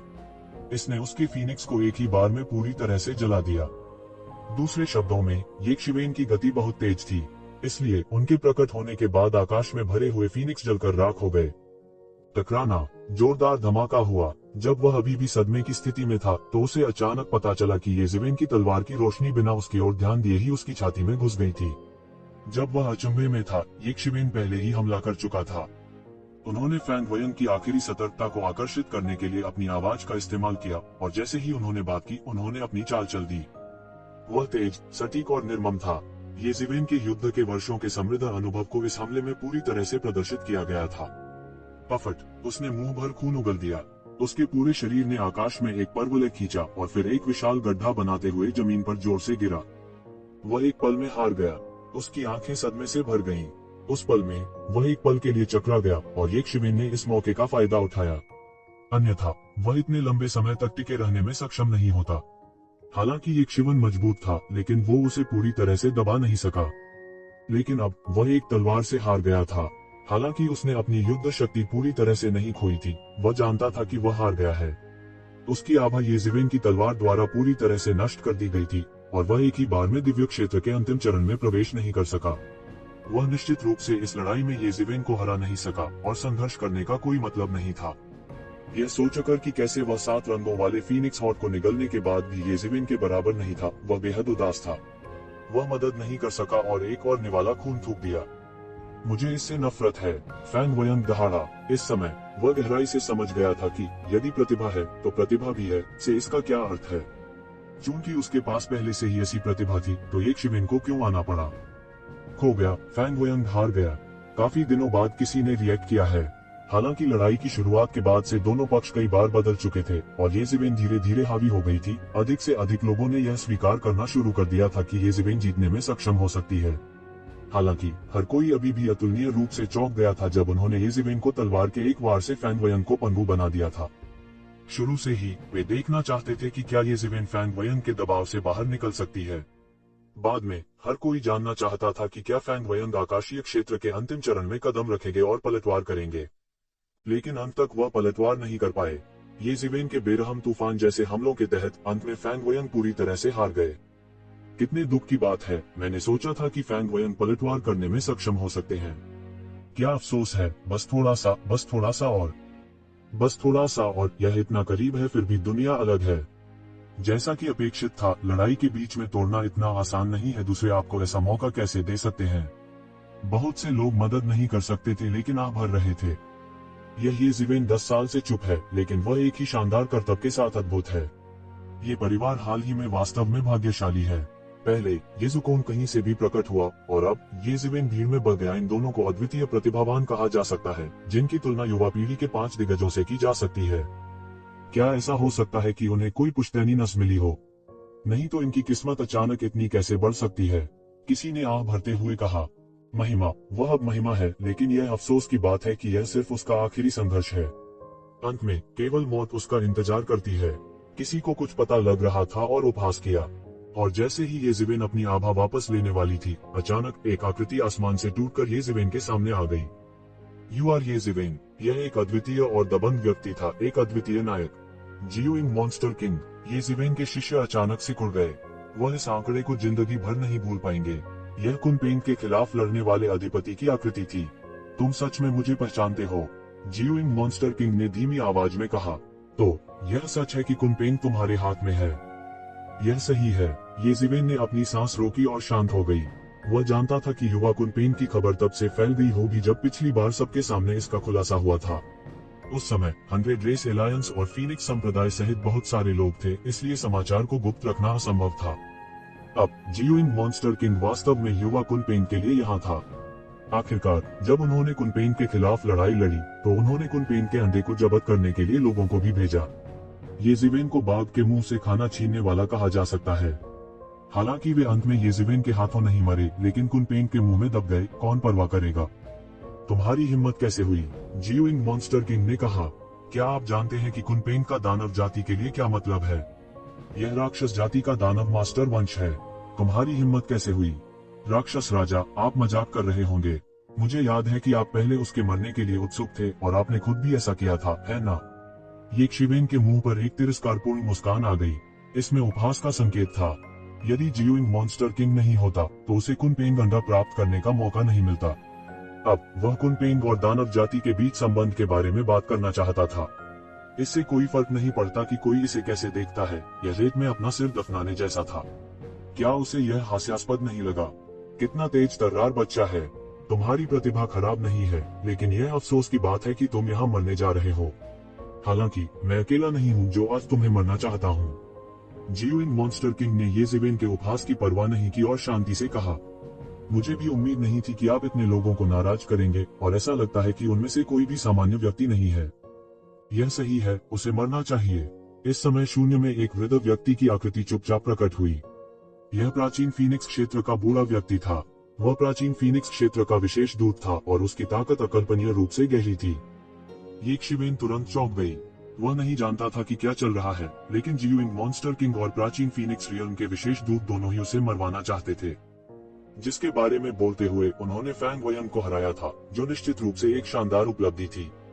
हालांकि पूरे प्राचीन बैरेंस महाद्वीप को नियंत्रित करने वाले इन बड़े शॉट्स की नजर में वह सिर्फ एक जूनियर था। जब उसकी ताकत पकड़ी जाती तब वह उनके साथ बराबरी पर होता। पहले कोई संकेत नहीं थे। जीविंग मॉन्स्टर किंग उससे नफरत करता था और वह समझ गया कि यह स्वाभाविक था।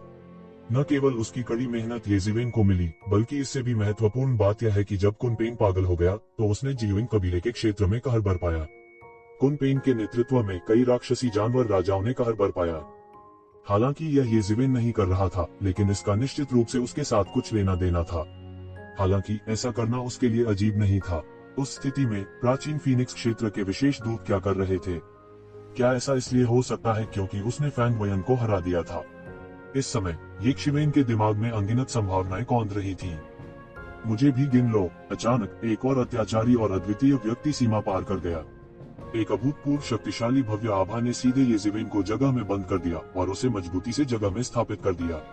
उसने मेरी कठपुतली को मार डाला। मैं इसे जाने नहीं दे सकता।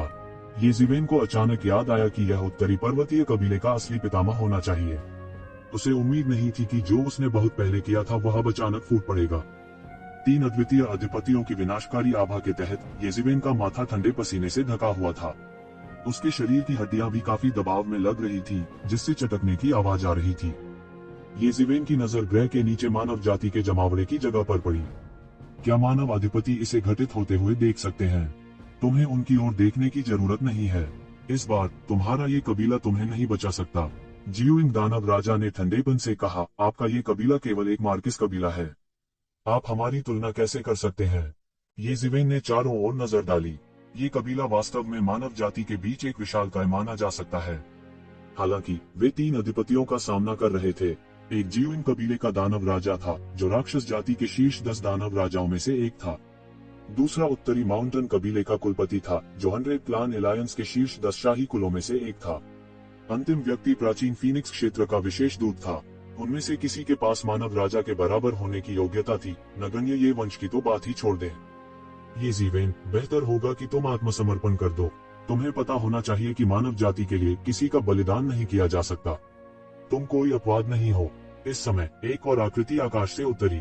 उसने लाल वस्त्र धारण किया हुआ था और सूर्य के समान तेजस्वी था। कोई उसकी तरफ सीधे नहीं देख सकता था। उसका रूप स्पष्ट देख पाना संभव नहीं था। उसकी आवाज से केवल यह सुना जा सकता था कि वह एक प्रतापी अधेड़ उम्र का आदमी था। सूरज राजा, येज़ेबेन ने कहा। हालांकि उसने उसे पहले कभी नहीं देखा था, फिर भी उसने अनगिनत बार उसके बारे में सुना था। वह इंपीरियल कोर्ट सन किंग के 4 महान राजाओं में से एक थे। हालांकि वह पहले सूर्य राजा की तरह अजेय नहीं था, फिर भी वह वर्तमान प्राचीन जंगल में शीर्ष गुरुओं में से एक था। किसी की बलि नहीं दी जा सकती। येज़ेबेन मुस्कुराए। उसके दिल में एक दैत्य की भावना उमड़ पड़ी, तो इसमें मैं भी शामिल हूँ। अब प्राचीन उजाड़ को प्रभावित करने वाली सभी प्रमुख जातियों में से सीरेस के अलावा सभी ने अपना रुख व्यक्त किया था, और सीरेस निश्चित रूप से मानव जाति के शीर्ष प्रतिभाओं में से एक से छुटकारा पाने का बुरा नहीं मानेगी।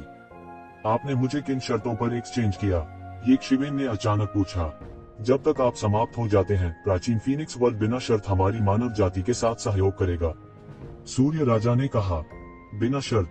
येज़ेबेन ने प्राचीन फीनिक्स दुनिया के विशेष दूत की ओर देखा। वह जानता था कि प्राचीन फीनिक्स वर्ल्ड मानव जाति की मदद करने के लिए इतना दयालु नहीं होगा। उन्होंने बहुत सी शर्तों की मांग की होगी, जिसमें युद्ध के बाद लाभों का वितरण इत्यादि शामिल है। आखिरकार इस दुनिया में मुफ्त लंच जैसी कोई चीज नहीं थी। यह अपनी प्यास बुझाने के लिए जहर पीने के समान था। पता तो था कि जहर है, पर प्यासा ही हो तो करे ही क्या। मूल रूप से मानव जाति अभी तक इस अवस्था तक नहीं पहुंची थी, इसलिए इस मामले को खींचा गया था। प्राचीन फीनिक्स क्षेत्र में पर्याप्त ईमानदारी नहीं थी। इसके अलावा मानव जाति के उच्च सोपानों में ऐसे कई लोग थे जो इस तरह के सहयोग के लिए सहमत नहीं थे।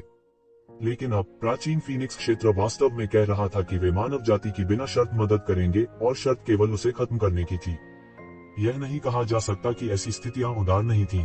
मानव जाति एक बाघ की तरह होगी जिसके पंख बढ़ गए होंगे यदि प्राचीन फीनिक्स वर्ल्ड उनके साथ जुड़ गया। उनकी ताकत छलांग और सीमा से बढ़ जाएगी। इसके अलावा उन्हें किसी भी कठोर परिस्थितियों से सहमत होने की आवश्यकता नहीं होगी, इसलिए वे अधिक जीवन शक्ति बनाए रख सकते हैं और अधिक संसाधन बचा सकते हैं। लाभ अथाह थे। यह सही है, बिना किसी शर्त के। जब तक आप मरेंगे तब तक हमारी प्राचीन फीनिक्स वर्ल्ड बिना शर्त मानव जाति की मदद करेगी। प्राचीन फीनिक्स क्षेत्र के विशेष दूत ने दृढ़ और निर्णायक तरीके से कहा, आपके पास मरने का एक कारण है, जब तक आप मरेंगे तब तक बाकी सभी को फायदा होगा। नॉर्थ माउंटेन कबीले के प्रमुख और जियू यंग दानव राजा ऐसे लग रहे थे जैसे वे एक अच्छा शो देख रहे हों। वे येकशिवेन से नफरत करते थे, हालांकि उनके पास उसे मारने का कोई कारण नहीं था। इसके अलावा वे मानव जाति को येकशिवेन को सौंपने के लिए इतनी बड़ी कीमत चुकाने को तैयार नहीं थे। अगर वे येकशिवेन की जगह होते तो निजी तौर पर कार्रवाई करते। हालांकि उन्होंने येज़िवेन को उसकी मौत के लिए मजबूर करने के लिए मानव जाति के सूर्य राजा का उल्लेख किया था। यह कोई सामान्य प्रकार का बड़ा कदम नहीं था। उन्होंने प्राचीन फीनिक्स क्षेत्र के विशेष दूत को अजीब तरीके से देखा। वे नहीं जानते थे कि प्राचीन फीनिक्स क्षेत्र का क्या हुआ था। उन्होंने सिर्फ येकशिवेन को मिटाने के लिए इतनी बड़ी कीमत चुकाई थी। क्या यह इसके लायक था? यह स्पष्ट था कि यह पहली नजर में इसके लायक नहीं था, इसलिए उन्होंने बहुत सारे लाभ देने में संकोच नहीं किया। तुम्हें बहुत पहले मर जाना चाहिए था। हालांकि फैंग हू यंग ने तुम्हारे लिए कुछ समय तक लड़ाई लड़ी थी। वह चाहते थे कि तुम एक निष्पक्ष और चौकोर लड़ाई में मरो। वह चाहते थे कि तुम उनके हाथों मरो। हालांकि मैंने यह उम्मीद नहीं की थी कि आप हमारी कल्पना से अधिक दृढ़ होंगे। हालांकि इससे कोई फर्क नहीं पड़ता।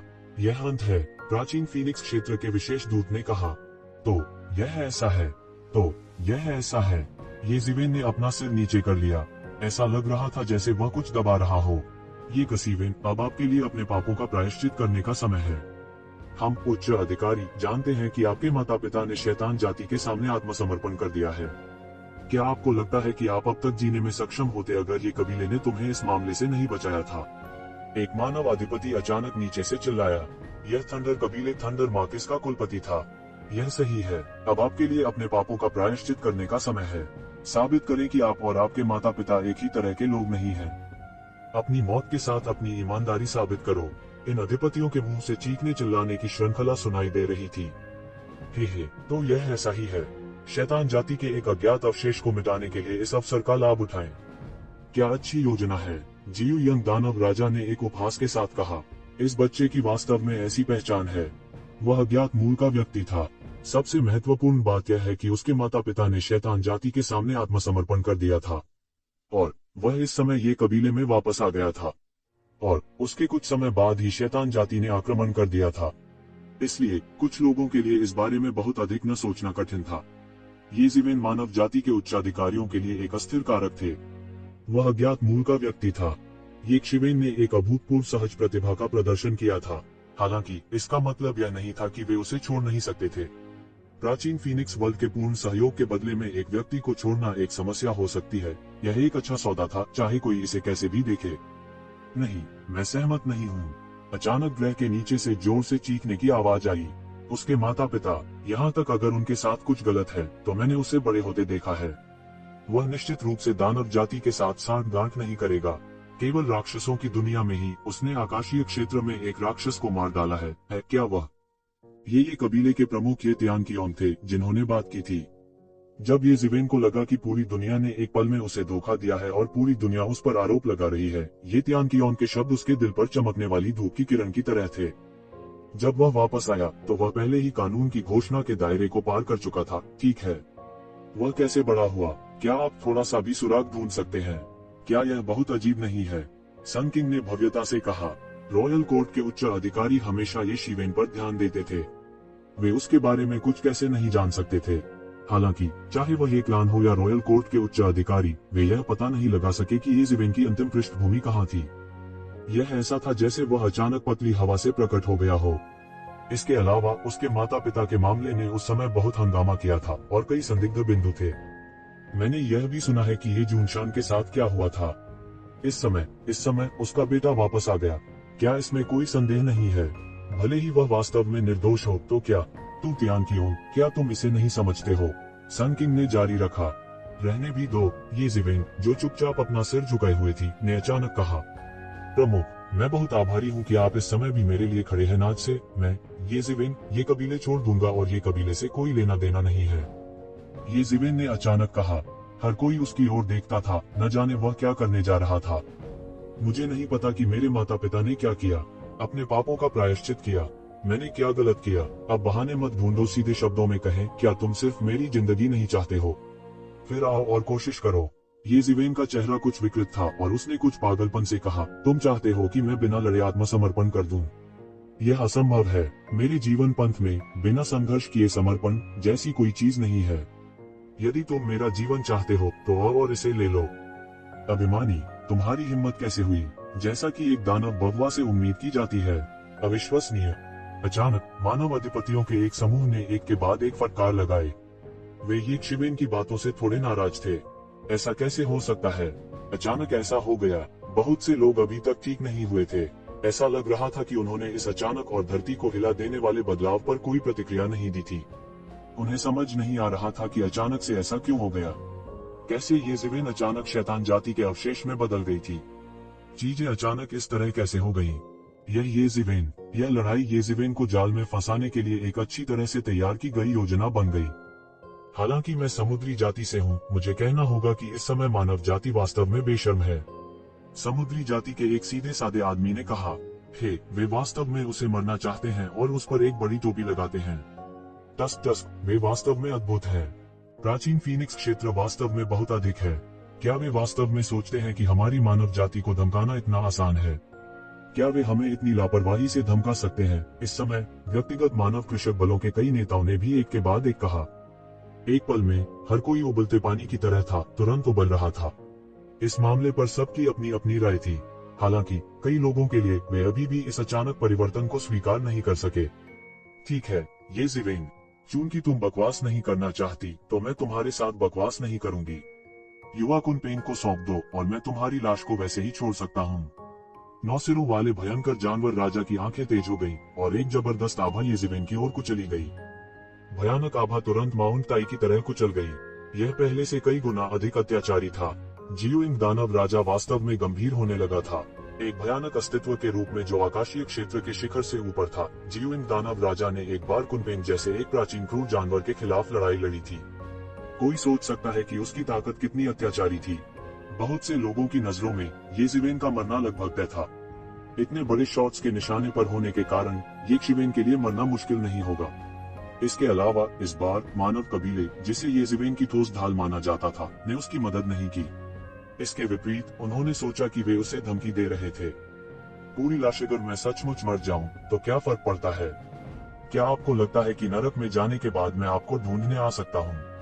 ये जिवेन ने उपहास किया। जियोइंग दानव राजा की ओर देखा और कहा, मुझसे कुछ भी प्राप्त करना बिल्कुल असंभव है। आज केवल एक लड़ाई है। लंबी हवा। इस समय उत्तरी माउंटेन कबीले के कुलपति ने तुरंत ये जिवेन पर हमला किया। वो ये शिवेन से कुछ और शब्द कहने के मूड में भी नहीं था। उसने सीधे ये शिवेन पर हमला किया। ऊर्जा की शक्तिशाली धार ने सब कुछ निगल लिया और आकाश पूरी तरह से ढह गया। इस किंग ग्रेड विशेषज्ञ के सामने आकाश एक कागज के शेर की तरह नाजुक था और एक भयानक घाव तुरंत आकाश में खुल गया। ये जिवेन समाप्त हो गया है। मैं अभी भी उसकी काफी प्रशंसा करता हूँ। उसने इन अधिपतियों को चुनौती देने का साहस किया। यह ऐसा कुछ नहीं है जो सामान्य लोग कर सकते हैं। हाँ, ये अधिपति, इनमें से कोई भी एक भयानक अस्तित्व है जो प्राचीन काल को अपने पैरों के थपेड़ों से हिला सकता है। और इस समय जब सभी ने सोचा कि ये जिवेन मरने जा रही है, अचानक उसके शरीर से जैन युआन की एक अंतहीन मात्रा एक पल में बाहर निकल गई और उसके शरीर पर तुरंत एक मेचा दिखाई दिया। उसका पूरा शरीर अंतहीन स्टील में लिपटा हुआ लग रहा था और उसके शरीर की आभा भी धीरे धीरे उठती जा रही थी। दिव्य क्षेत्र मध्य चरण, दिव्य क्षेत्र देव चरण, दिव्य क्षेत्र शिखर। बूम! ये जिवेन ने अपने हाथ फैलाए और उत्तरी पर्वत कबीले के मुखिया का झटका झेल लिया। उसके हाथों में धमाकों की गड़गड़ाहट की आवाजें फूटती रहीं। भयानक शक्ति ने ये जिवेन को लगातार कई कदम पीछे धकेल दिया। हालांकि ये शिवेन एक नुकसानदेह स्थिति में आ गई थी, लेकिन फिर भी वो डटे रहने में कामयाब रही। सामने का नजारा देख सभी दंग रह गए। कैसे, यह कैसे संभव है? सामने का मंजर देख हर कोई एक बार में अवाक रह गया। अगर ये जिवेन ने अप्रत्याशित रूप से फैंग वयन को हरा दिया तो यह अभी भी हर किसी की समझ के दायरे में था। लेकिन अब ये जिवेन नॉर्थ माउंटेन कबीले के प्रमुख के हमले का सामना भी कर सकती थी, जिसने सभी को पूरी तरह से चौंका दिया था। आखिरकार यह प्रामाणिक उत्तर पर्वत कबीले का प्रमुख था, पहले से नकली नहीं था। और ऐसा लगता है, हालांकि यह जोरदार था, ऐसा नहीं था कि वह बिल्कुल भी वापस नहीं लड़ सकता था। वह इतना शक्तिशाली कैसे हो गया? आखिर किसी ने हैरानी से पूछा। उसे विश्वास ही नहीं हो रहा था। ये जिवेन इतना भयानक कैसे हो सकता है? हम नॉर्थ माउंटेन कबीले के मुखिया ने गुर्राया और ये जिवेन को देखा। यह थोड़ा अजीब लग रहा था। ये शिवेन अपना झटका कैसे सह सकती थी? यद्यपि उसने अपनी पूरी शक्ति का उपयोग नहीं किया, भले ही वह केवल एक साधारण झटका था, यह एक सामान्य दिव्य क्षेत्र शिखर गुरु को नष्ट करने के लिए पर्याप्त था। ऐसा झटका पहाड़ों और समुद्रों को भी हिला सकता है। यहाँ तक एक दिव्य क्षेत्र शिखर मास्टर भी इस आघात से गंभीर रूप से घायल हो जाएगा। ये जिवेन तो दूर की बात है। हालांकि अभी ये जिवेन ने फैंग वयन को हरा दिया था, हर कोई देख सकता था कि ये जिवेन दिव्य क्षेत्र के मध्य चरण में अधिक से अधिक था, दिव्य क्षेत्र के अंतिम चरण में भी नहीं। लेकिन अब उन्होंने उनसे एक आकस्मिक झटका लिया। यह बहुत अजीब था। इस समय सभी ने ये शिवेन के शरीर पर मेचा की परत देखी। सूर्य के प्रकाश के नीचे यह एक धात्विक चमक के साथ चमक रहा था। यह है कवच। उत्तर पर्वत कबीले के प्रमुख ने कुछ आश्चर्य के साथ कहा। उसे भी अपने दिल में कुछ अजीब सा लगा। यह किस प्रकार का कवच था? कैसे ये जिवेन की ताकत को एक पल में कई स्तरों तक बढ़ा सकता है? यहाँ तक उत्तरी पर्वतीय कबीले के 7 रंगों वाले दैवीय वस्त्र का भी केवल रक्षा पर जादुई प्रभाव था। अन्य पहलुओं में इतनी बड़ी शक्ति होना असंभव था। किसी व्यक्ति की ताकत को कई स्तरों तक बढ़ाना तो दूर, ये जिवेन को एक ही बार में दिव्य दायरे के शिखर के स्तर तक उठाना। न केवल उत्तरी पर्वत कबीले के प्रमुख, बल्कि जियुइंग मॉन्स्टर किंग, तायांग किंग और अन्य भी थोड़े हैरान थे। लेकिन यह सिर्फ एक झटका था। ये जिवेन की ताकत में कितना भी सुधार क्यों न हुआ हो, वह केवल आकाशीय क्षेत्र शिखर के स्तर पर था।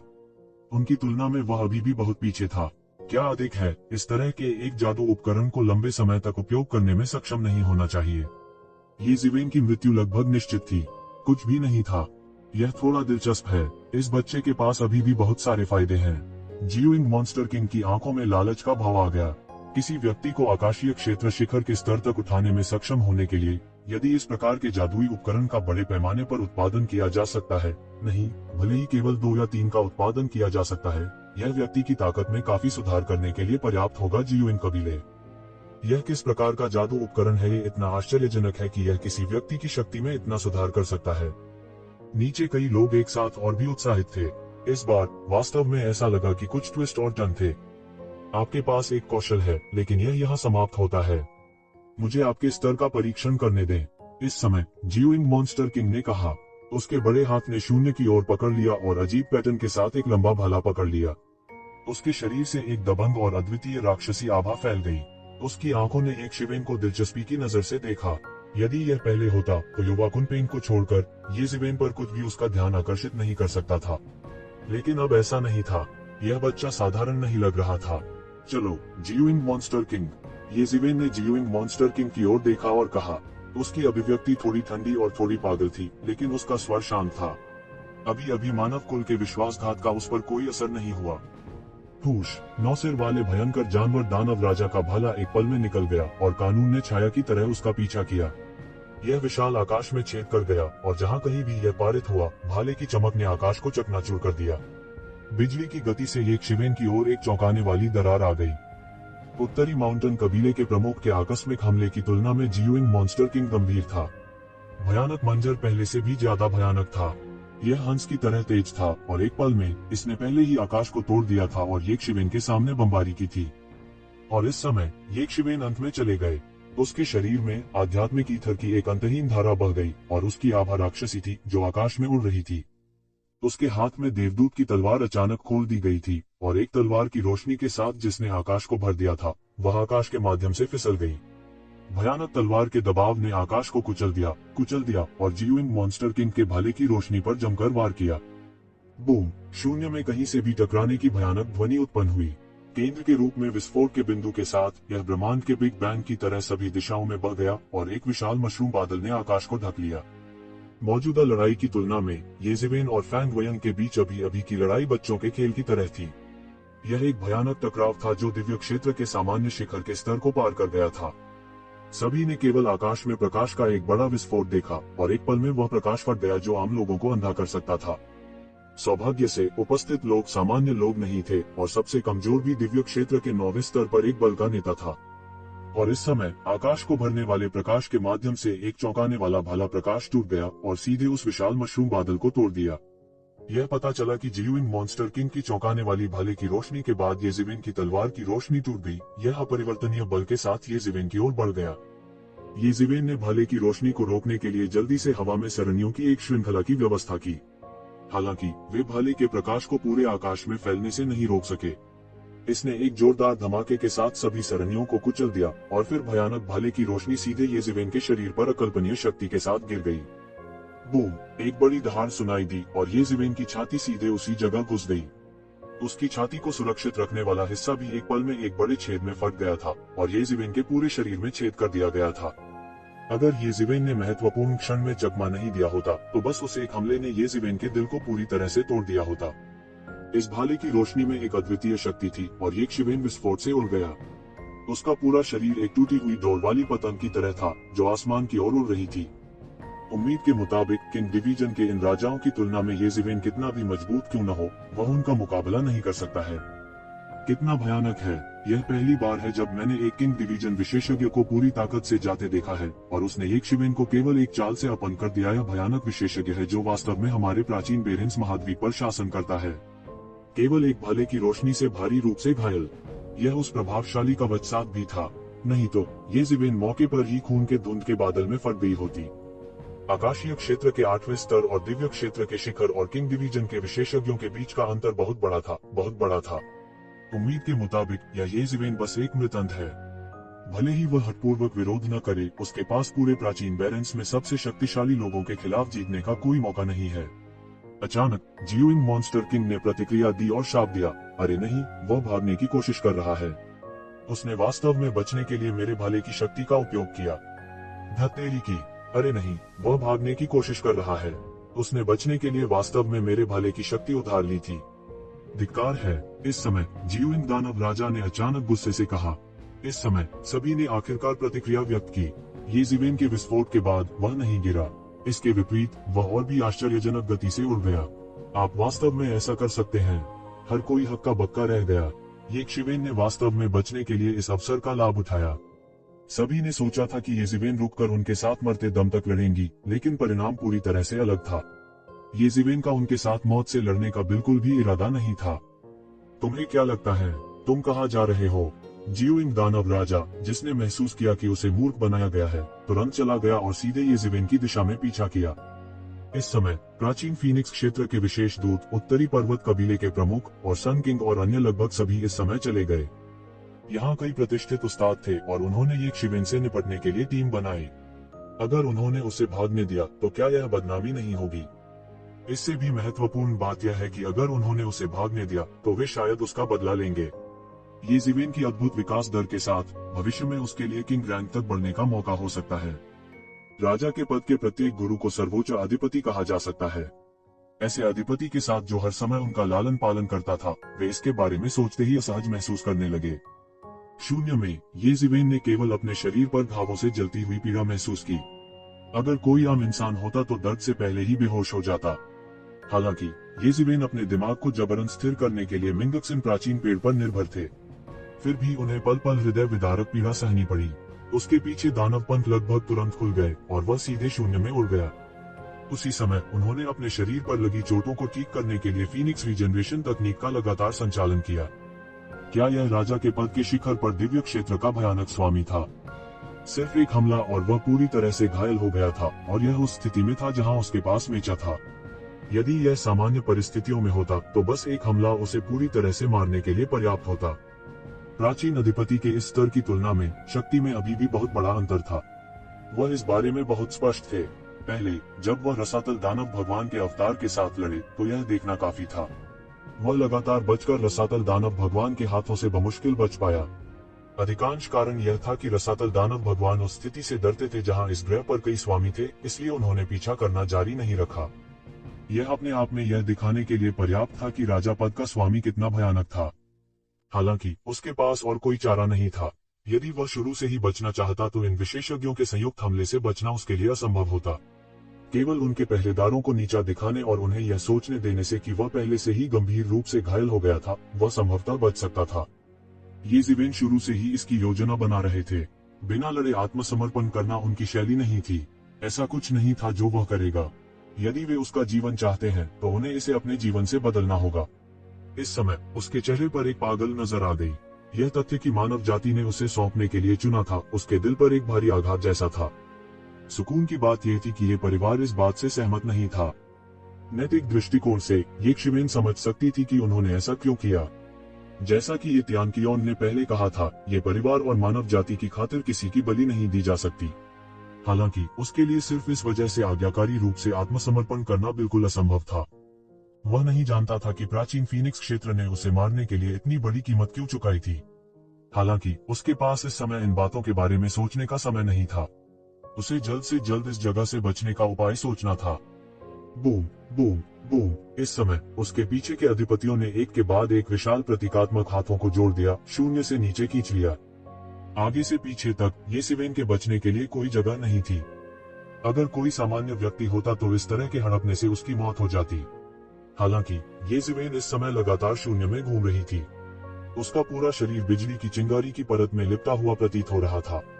हर बार ऐसा लगता था कि वे उसे हड़पने में सक्षम होंगे। वे हमेशा येशिवेन के हाथों गलतियां करेंगे। इस समय उन्हें थोड़ी घबराहट हो रही थी। सभी की गति अत्यंत तेज थी।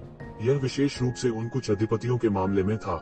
यहाँ तक उन्होंने शून्य को भी पार कर लिया और अंदर चले गए। जब तक वे फिर बाहर आए तब तक वे बहुत दूर जा चुके थे। वे लिन फैंग के और भी करीब आ गए थे। हालांकि येशिवेन की शैतान पंखों की चपलता तकनीक असाधारण थी, लेकिन इन अधिपतियों को हल्के में कैसे लिया जा सकता है। उनके पास एक ऐसी विरासत थी जिसकी आम आदमी कल्पना भी नहीं कर सकता था। भले ही उनकी चपलता की तकनीक उसके शैतानी पंखों जितनी अच्छी न हो, फिर भी वे किसी भी तरह से उससे कमतर नहीं थे। इसके अलावा उनकी मार्शल शक्ति येशिवेन की तुलना में कई गुना अधिक गहरी थी। तो अंतिम परिणाम यह था कि वे और करीब आ रहे थे। ऐसा लग रहा था कि येशिवेन को किसी भी समय पकड़ा जा सकता है, ठीक वैसे ही जैसे पहले रसातल दानव मास्टर द्वारा उसका पीछा किया जा रहा था। अगर वह इस ग्रह पर नहीं भागा होता तो रसातल दानव मास्टर अंततः उसे पकड़ लेता। लगभग कोई सस्पेंस नहीं था। यह बेकार है येशिवेन, तुम्हें अपनी मृत्युशैया पर संघर्ष करने की जरूरत नहीं है। आज तुम बिना किसी संदेह के मर जाओगी। इस समय उत्तर पर्वत कबीले के प्रमुख ने कहा, कोई तुम्हें बचा नहीं सकता।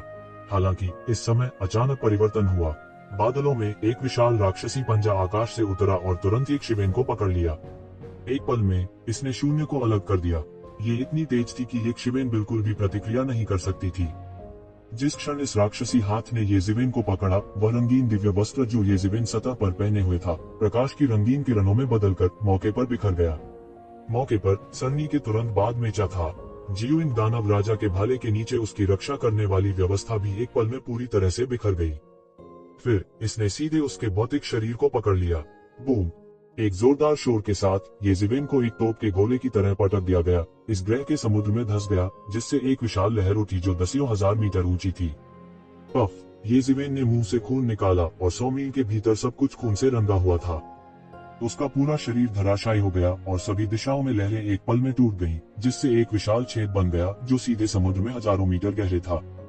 बूम! एक बड़ी गर्जना के साथ येशिवेन ने सीधे पूरे समुद्र तल पर एक विशाल खाई को तोड़ दिया। अनगिनत सीबेड मैग्मा उगल दिया और पूरा सीबेड एक द्रव्यमान में बिखर गया।